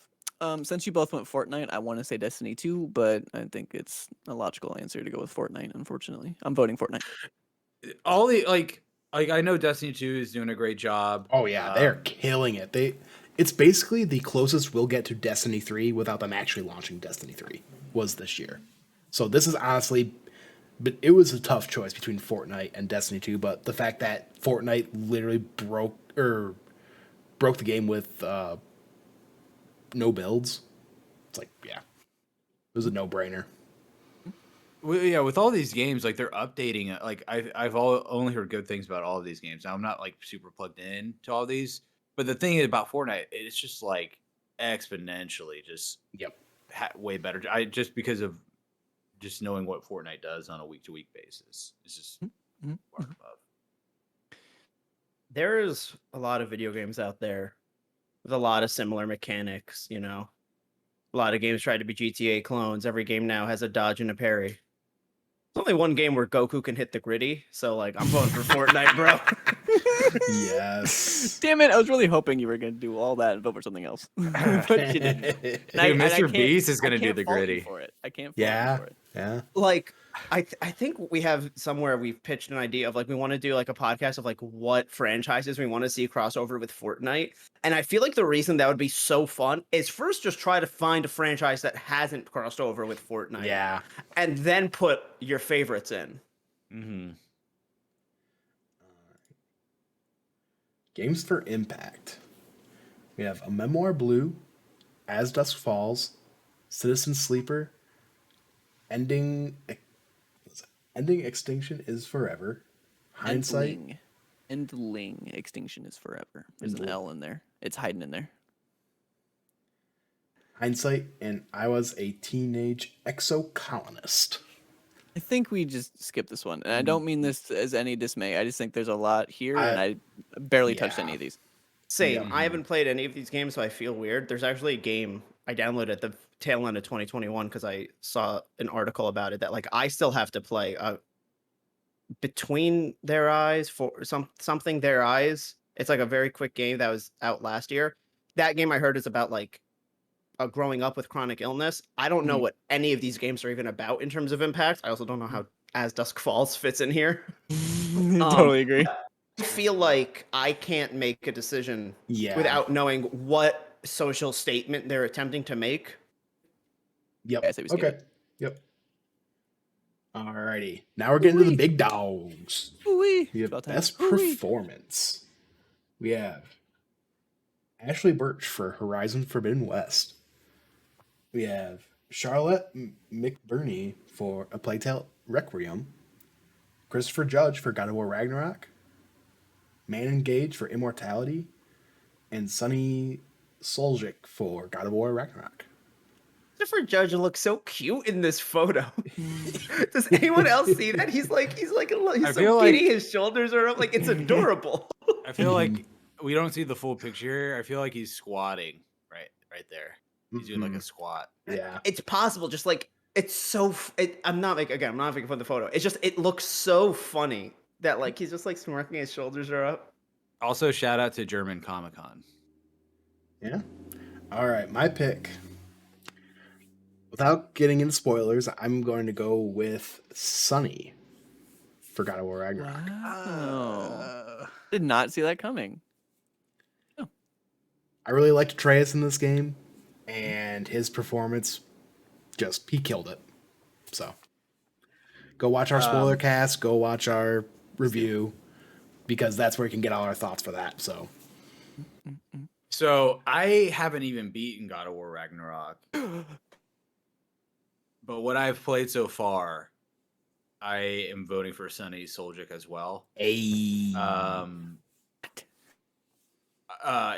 God of War, I didn't Christopher Judge win for God of War 2018?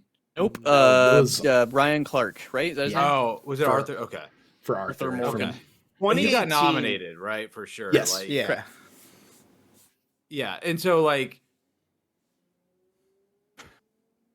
obviously, and again I haven't finished it, but like especially with 2018, like the dynamic between Kratos and Atreus, you and it was intentional, right? With the story of 2018 of like Atreus is like definitely subservient to like Kratos, and in this one I haven't even finished it yet, but what I've seen so far is like Atreus is definitely more of an equal here.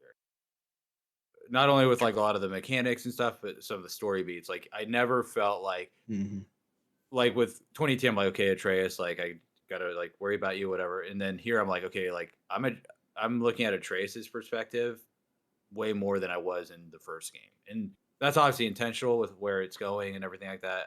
But yeah, so gonna go with Sunny.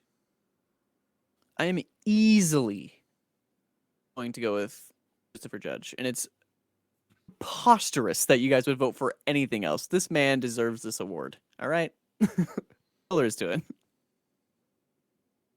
I'm with Austin. Like Sonny's great in the God of War games, but like it is Christopher Judge's performance that moved me. I'm not gonna spoil anything, but the emotion on Kratos' face at certain points is insane.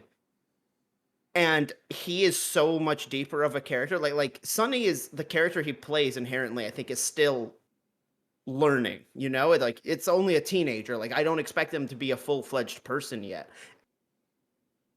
I think this is truly. I think Christopher Judge gave this his all. I totally agree. Now, if the actress who played Freya. yes, if she was in here, I'd vote for her, but she's not. So here we are. Freya or Faye?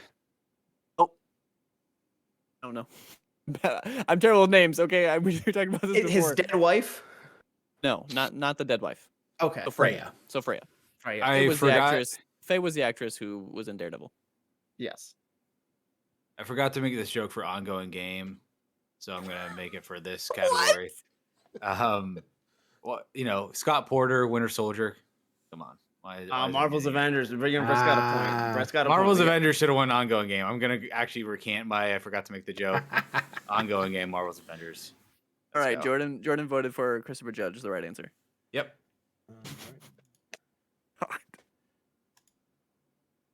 Our next category, best audio design. We have Call of Duty, Modern Warfare 2, Elden Ring, God of War Ragnarok, Gran Turismo 7, and Horizon Forbidden West.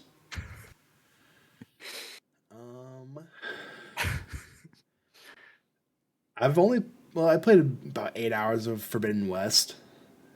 The audio design there is not really sticking out to me, but God of War is just so fresh in my mind, but I think that might be more score and soundtrack, not necessarily audio design. Mm-hmm. So I think I'm actually going to go with Gran Turismo 7 here. Makes sense. Give that. I think this is the one where they, like everybody's been saying at some point for other games, just give it its flowers and just give it its time of day. Yeah, racing games are good for that. Those audio designs. They know what they're doing. Showcase games. Ragnarok's audio design it's not bad. But yeah, it doesn't feel stand out. Again, with Elden Ring, like everything about the game is so phenomenal. But again, I'm trying to with the gamesmanship of are they gonna give it to something else just because it's probably gonna win a lion's share of the awards this year? I don't know who Activision's paying off to get Call of Duty in here. Like the gun bullets, the gun stuff is great, but a lot of the other stuff is really bad. So, you just watch anybody stream Warzone, they're like, "Where's the audio?" They're like clutching their headsets. So I'm gonna try to get smart here, and I'm going Gran Turismo 7 just because it's a car game and there's a lot of rooms and tires. A lot of rooms. That's right. I'm gonna be different, and I know that God of War Ragnarok is an absolute cinematic experience, and I'm gonna equate that to the audio design standing out for said title. So Ragnarok is my vote. I feel like I don't notice audio design all that much. Like I could tell when it's there, but I could tell when something's really, really we can hear something in the distance and it slowly comes closer. But at this point, I feel like that's so common. It doesn't even stand out anymore. I was gonna vote COD just because I know that they always talk about their audio design, especially with the last Modern Warfare. But I'm not really in that world. And Brett, you're telling me that the audio in this one sucks. So the guns sound phenomenal, but the footsteps and stuff, I see that I would have assumed that would be I would assume anybody. that was going to be the biggest improvement, it being a shooter.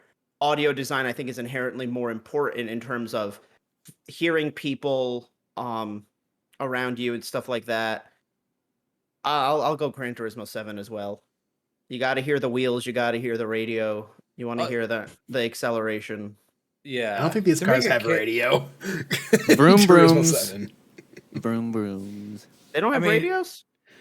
Well, no, I don't. Well, it's not like Forza Horizon where you can listen to the radio as you're going. It's more of an actual racing simulator where you're going around tracks. Okay. That was more my point. They have Ricky technically have Ricky Bobby was listening to Leonard Skinner in his races. I do not think Ricky Bobby is a very good example to be used in said argument. But bro, he's the best, plain and simple. I also wouldn't be surprised if NASCAR racers are connecting to that Bluetooth audio, putting their phone on aux, racing. I like to Um, think that they're actually required to play Tokyo Drift on loop inside their cars. Cue teriyaki boys. like to be fair though, with Call of Duty, like the campaign audio and stuff is great. Like the cinematic audio design and stuff, and like the guns sound great. It's just that one aspect that's really, really bad. But All right. Alrighty. Next category we have best score and music. TMNT, where are you? Exactly. For outstanding music inclusive of score, original song, and or licensed soundtrack. Plague Tale Requiem, Elden Ring, God of War Ragnarok, Metal Hellsinger, Xenoblade Chronicles 3. And man, ever since I beat this game, I've had the soundtrack on loop because it is just phenomenal. The song Blood Upon Snow, come on. Chills every time I listen to it. God of War Ragnarok. Going with that. But I do want to say shout out to Metal Hellsinger because, I mean, for one thing, that game, it's all you can stream and make content for the entire game. And they brought in like big metal bands to create original music for this game. So I will say that's a big shout out for me. So okay, yeah.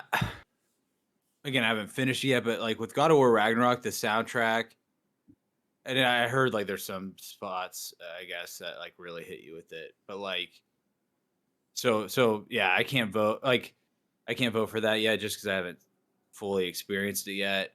Yeah, it's awesome. Metal Hellsinger's in here, but I got to go Elden Ring. Like, not only the orchestral score, but like the atmospheric part of the soundtrack. Like, a good like when music really succeeds, when a score really succeeds, it helps brings you into that world. And again, I'm sure Ragnarok does that because I've heard a lot of people talk about the soundtrack lately. But man, when you're visiting like all the different you know zones in Elden Ring, when you boot it up and you hear that like oh amazing main title like theme, and then it's not like a spoiler, but like you hear it again when you fight the final boss, and that music kicks in when you fight the last final boss, and you're like, oh, like here we go, like that still sticks with me, however many months later, 8 months later, so 9 months later. So yeah, I got to go Elden Ring. I have no idea what to vote for this one, so I'm gonna go popularity contest again and go Elden Ring. God damn it, Brett. Just listen to the main menu theme after this podcast. And Shout out to the heavy metal song on like that Sonic boss fight that took over my Twitter feed for a bit. Does anyone know what I'm talking about? There's like a final yeah, boss moment or something. Maybe not the final boss, but there's a boss moment where it goes hard, and I'm like, this is really good.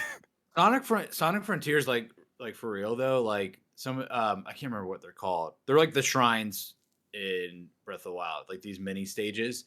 There's some music in the like the shrine things for Frontiers that I know like 70% of the Sonic games are bad, but like the soundtracks for all of them are usually pretty good, and so I feel like Frontiers had a pretty good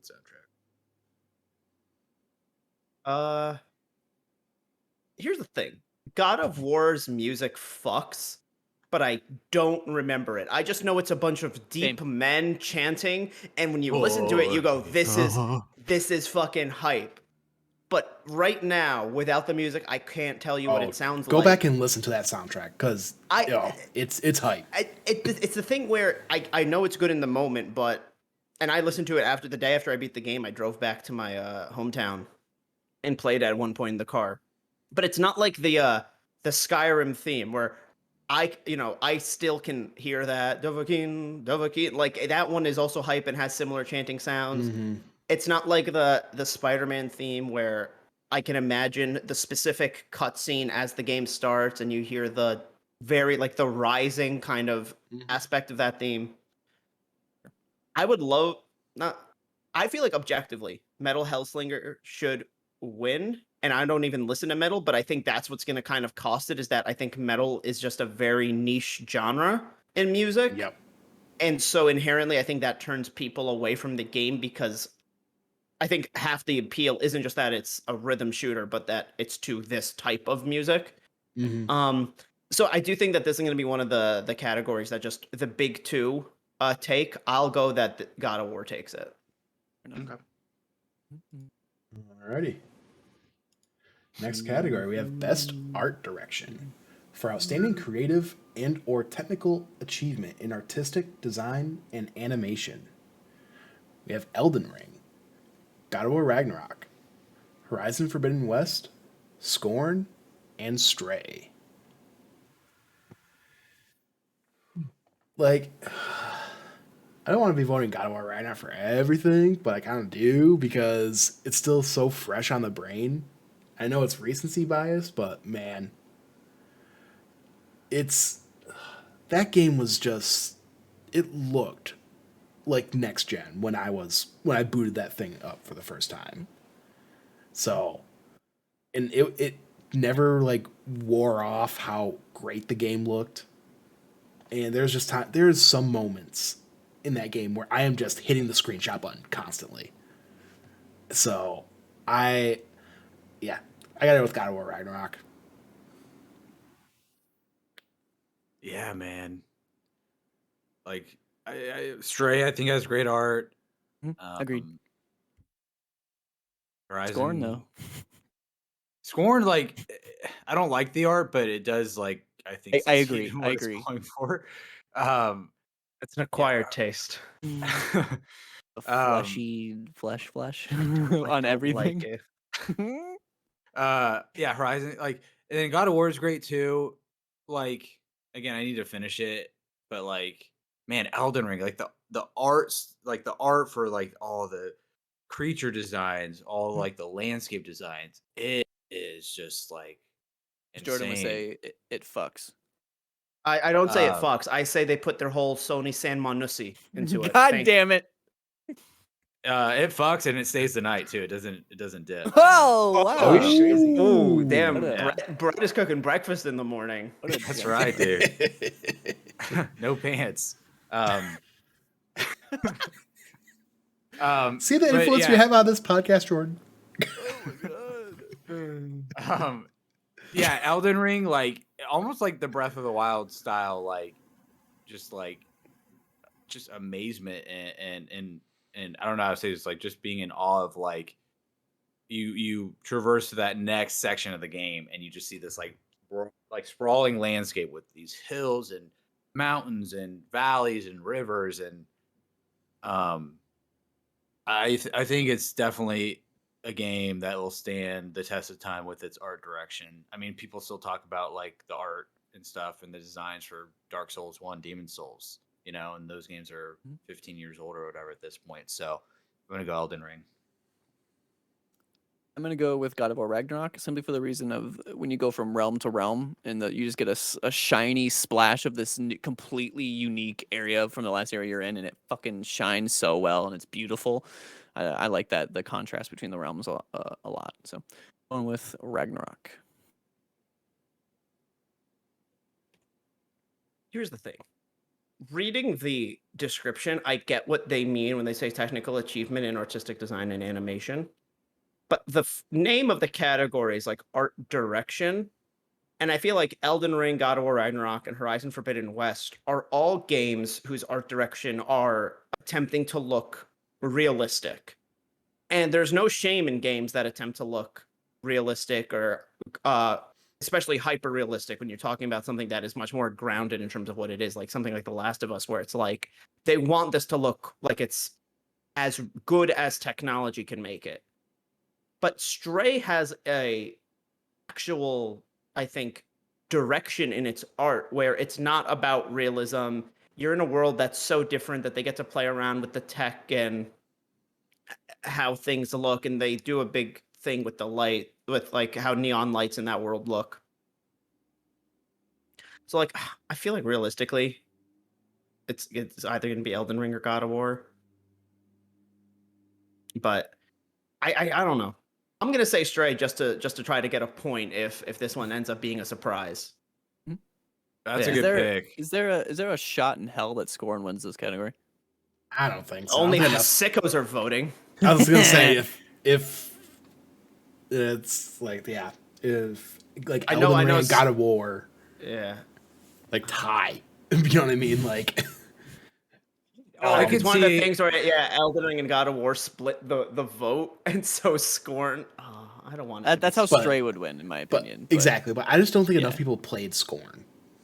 I think enough people. I think even if enough people did play Scorn, they'd be like I get this, but ooh. like yeah. Yeah, maybe Alright. if the votes gets tied 5 ways, where it's like all like I would. just split back. I would really hate if it's Scorn. It's Scorn. It's Scorn. It's got the juice. No, move on. Alex, All right, please. next Dang. category. Best narrative. One out of turn. I'm sorry. God of War Ragnarok. Are you fucking kidding me? Are you fucking kidding me? I didn't you even fucking read all the kidding nominations. I don't care. God of War Ragnarok is the best narrative I've had in a game in like 10 years. God of War Ragnarok is my vote. I'm sorry. Plague Tale Requiem, Elden Ring, God of War Ragnarok, Horizon Forbidden West, and Immortality. But yeah, I'm with Austin. Like, the tweet I put out after the game is, there's only been a few games that made me tear up, even a few that made me cry. God of War Ragnarok was the first game to make me ugly cry. Like, come on, best narrative. Did you play Gears of War 3? No. There you go. Okay. So I haven't played Plague Tale. I haven't played Immortality. I don't know if it was Xbox. Why'd you take the first game off right before the second game came out? Why'd you do that? Not cool. Right? Elden Ring story is, and its like lore is like, it's so immersive and just like I remember like after I beat the game, I went on like the wiki or whatever for like hours to just read about everything because it's just so intricate with like what Miyazaki and George R. R. Martin created with this game. But I am gonna, not that it's bad, but like I can't vote for it in that sense because if you have to read a wiki for 8 hours, I feel like that's like not a good thing for in terms of like, I feel like a narrative has to be accessible, at least for me. So I'm gonna go God of War. Yep, that's the Destiny 1 problem. We had to go online and read the grimoire to get all the lore bits. Yeah. Yeah, I think it's God of War like easy just because when I look at like a lot of the games, I'm like, oh, I could see it being Elden Ring, I could see it being God of War. This one is the one where I think it has to be God of War just because Elden Ring isn't about the narrative. The narrative isn't at the forefront. Sure, there's cool world building in this world, but there isn't a specific story, let alone a like emotional journey that you are taken on because your character is so personal in terms of how you do their build and whatnot. Mm-hmm.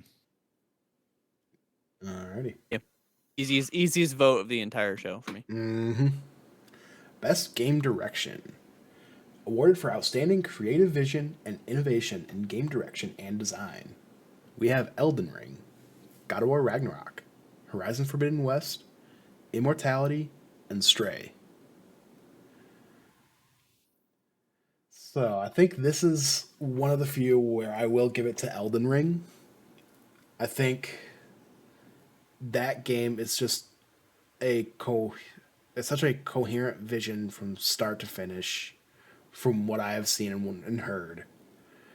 And not that God of War isn't, but I think to get the world building and lore that intricate into the game, I think you have to have great game direction.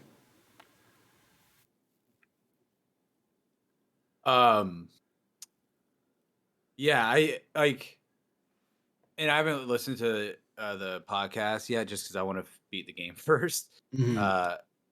But so far, God of War Ragnarok feels very iterative, and that's not a bad thing because literally, like Breath of the Wild was my game of the generation last gen, and God of War 2018 was number 2. So Mhm. like you know, if it ain't broke, don't fix it.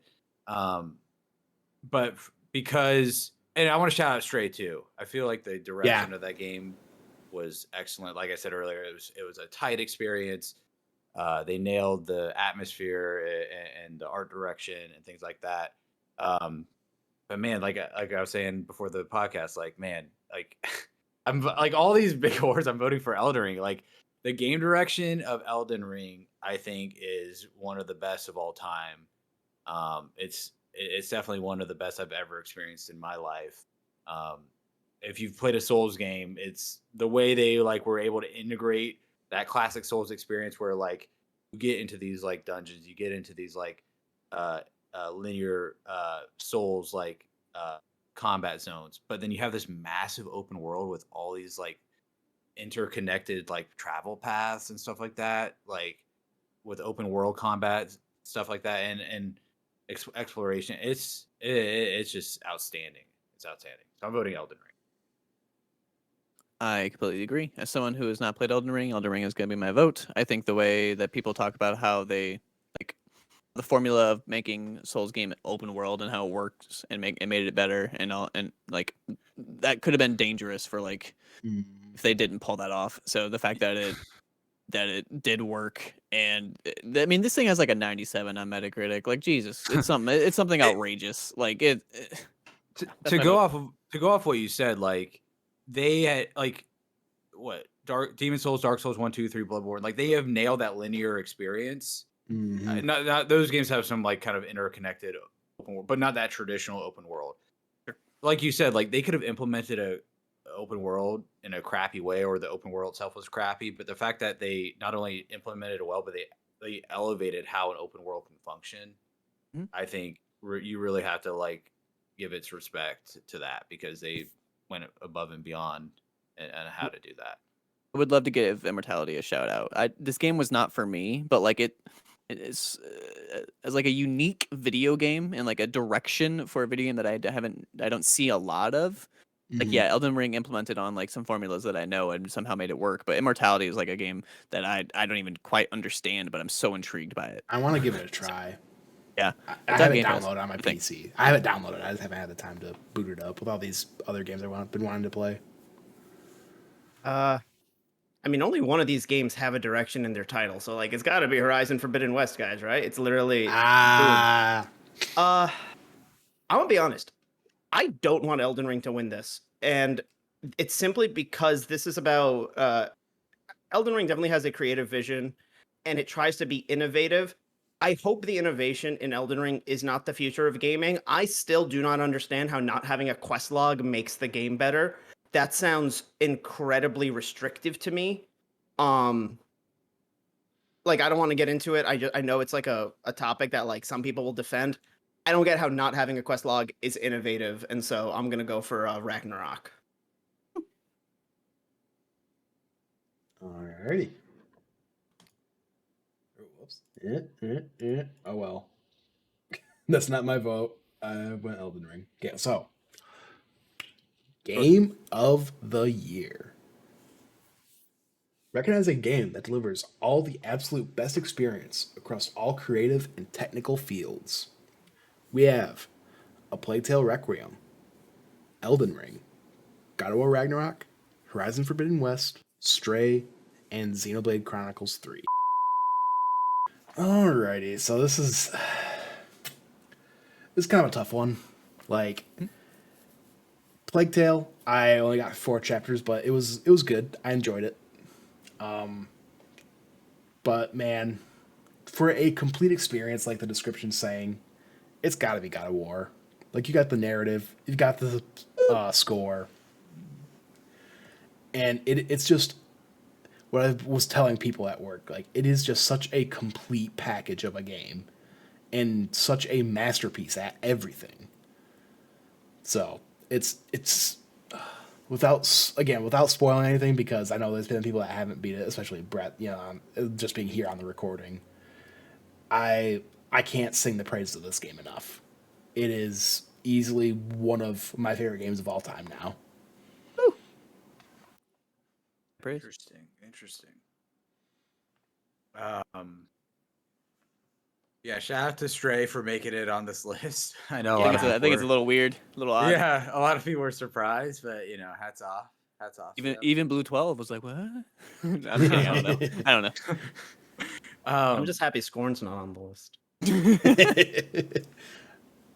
But yeah, like when I look at the description of a game that delivers the absolute best experience across all creative and technical fields, yeah, I haven't finished God of War. Like I feel like I don't have the full picture here, especially because those two got are till the front Thursday. Runners. Right. Just pause the recording until Thursday. It's fine. We should really zag where everyone's zigging, and let's upload this after the Game Awards, just so like I don't know. Or we save it for like maybe 2 months down the road. Proof that we were so wrong. Right. But this whole podcast, I've been seeing the praise of Elden Ring. Like it really, I feel like to me was such a standout experience in every level.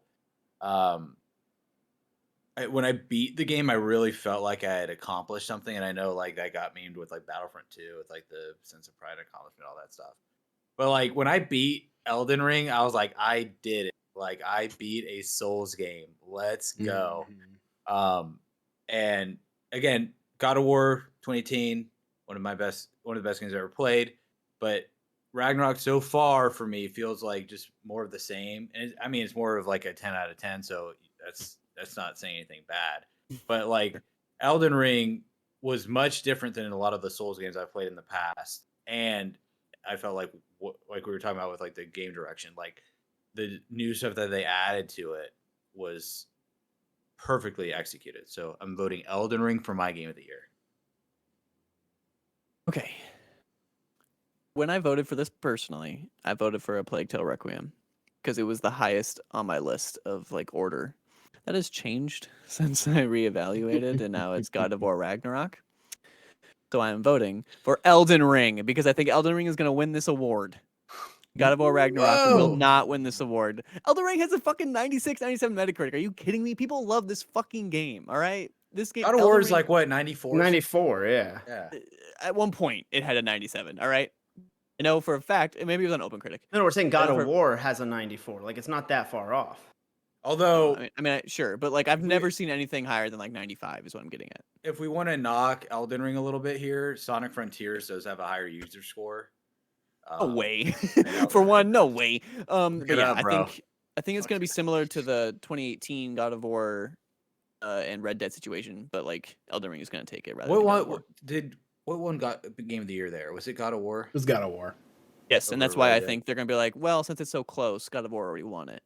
Elden Ring. Sekiro won game of the year in 2017. Mm-hmm. So man, and that's how Stray's gonna win it. 2019, yeah. Man, that's how Stray's gonna get game of the year. Oh my bad, yeah, 2019. So what happened in 2018 was Red Dead swept like every fucking category to the point that people were like, can something else win? But then God of War came and got Gotti. Wait, so Austin, you're voting Elden Ring. Okay.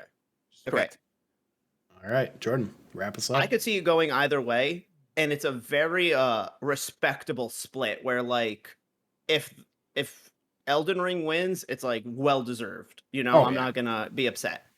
Not only is it my personal pick, which I know doesn't matter, but I do think God of War is going to win, and I think that it has two major advantages.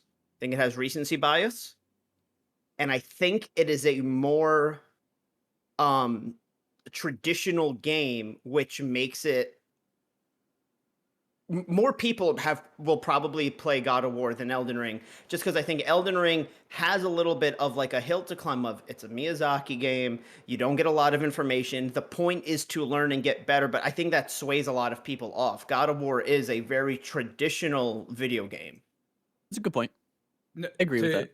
I want to comment that Elden Ring, I felt like broke through this like barrier of where like and this is my experience too, where like I had dabbled in some of the Souls games before, but like I had only heard a hardcore group of few people like really play them and get into them.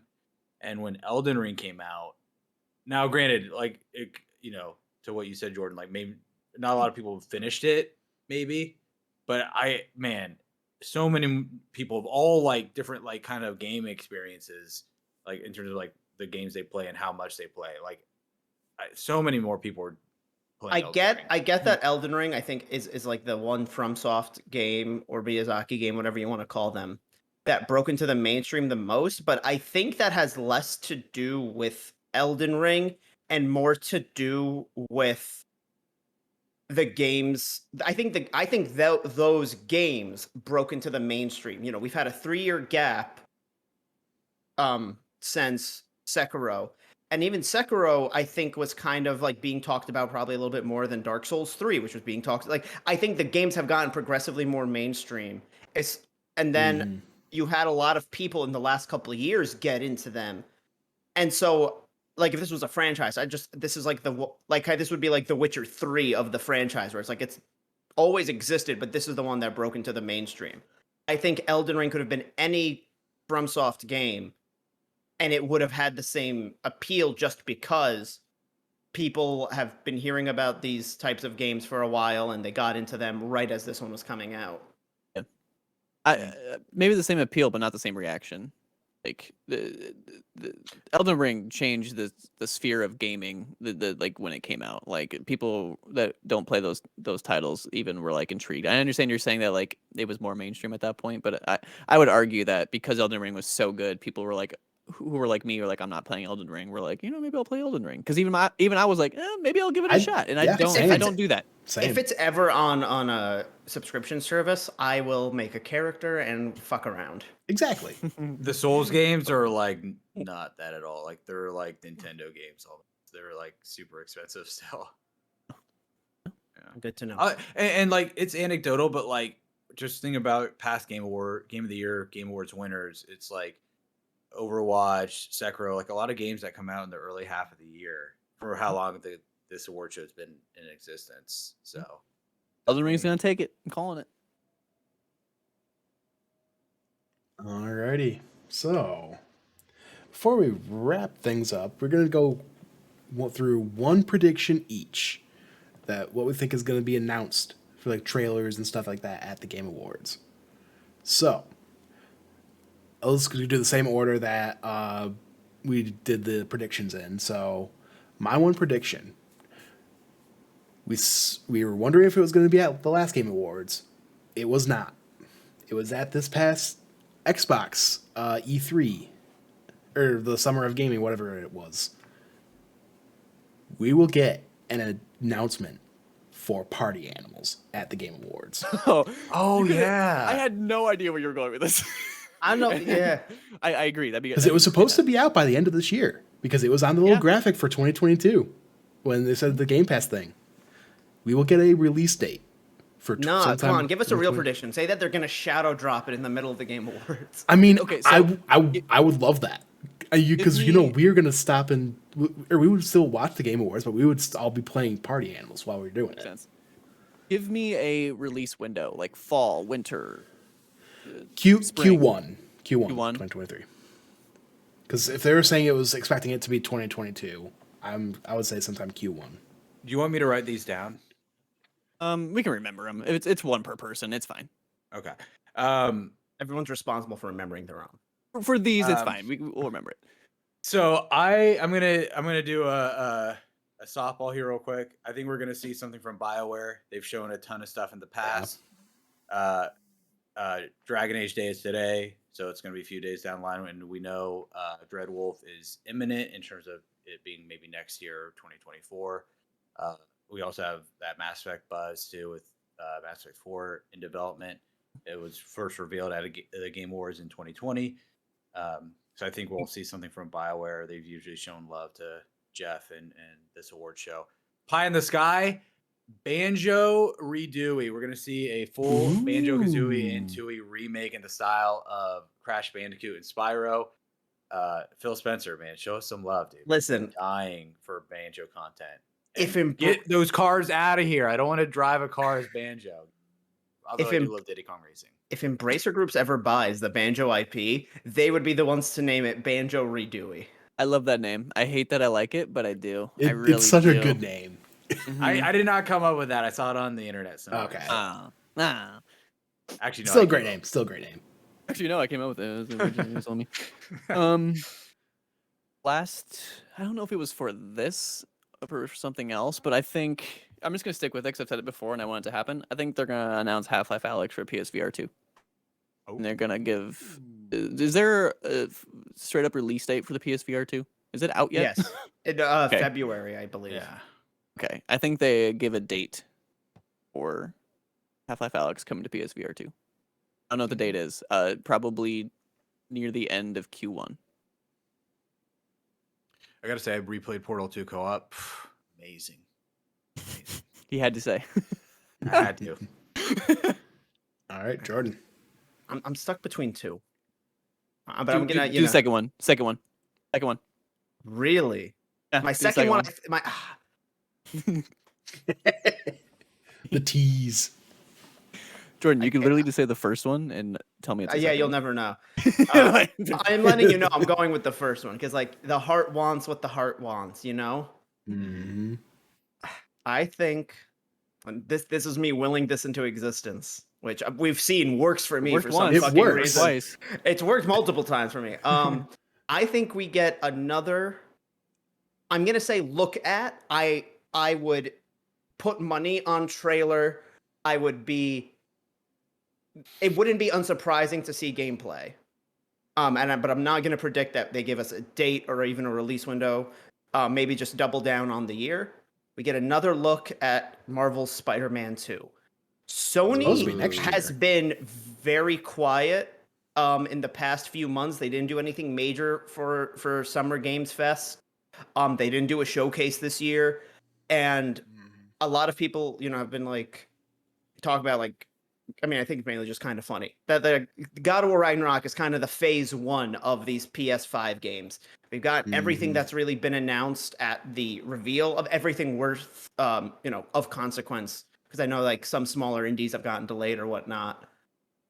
But like now it is time to be like, okay, God of War Ragnarok was fantastic. Horizon Forbidden West in the same year, good. And you guys even slipped Gran Turismo in there. What's next? Like, what's the next best reason to have my PlayStation? And I think that they have to give us that reason sooner rather than later. And I wouldn't be surprised if there is like and you can see more at a PlayStation showcase aimed in. I don't think they would really do it for a week after the Game Awards, just because I think that we're starting to get into the holidays. They're not going to do that type of stuff. Early February.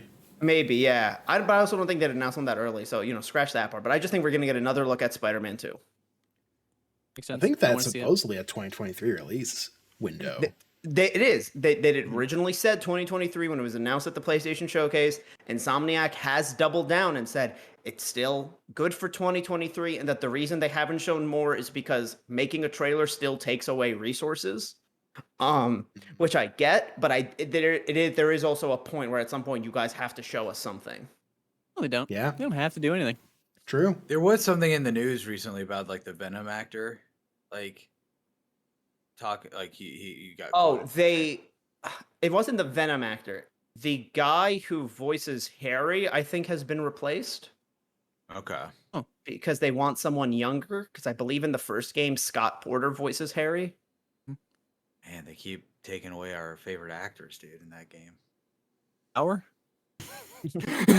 We loved the Andrew Garfield Spider-Man in the PS4 version. Oh. Did we? Thought we'd forget. His eyes were a little uncanny valley, but I really thought that they were just gonna like improve his model and not give us, Walmart brand Tom Holland. Oh, okay. Tom Netherlands. Alrighty. Thank you all so much for watching. Be sure to like, comment, subscribe, and let us know what some of your predictions for the Game Awards are. And a we'll lot more. see you next time. Goodbye.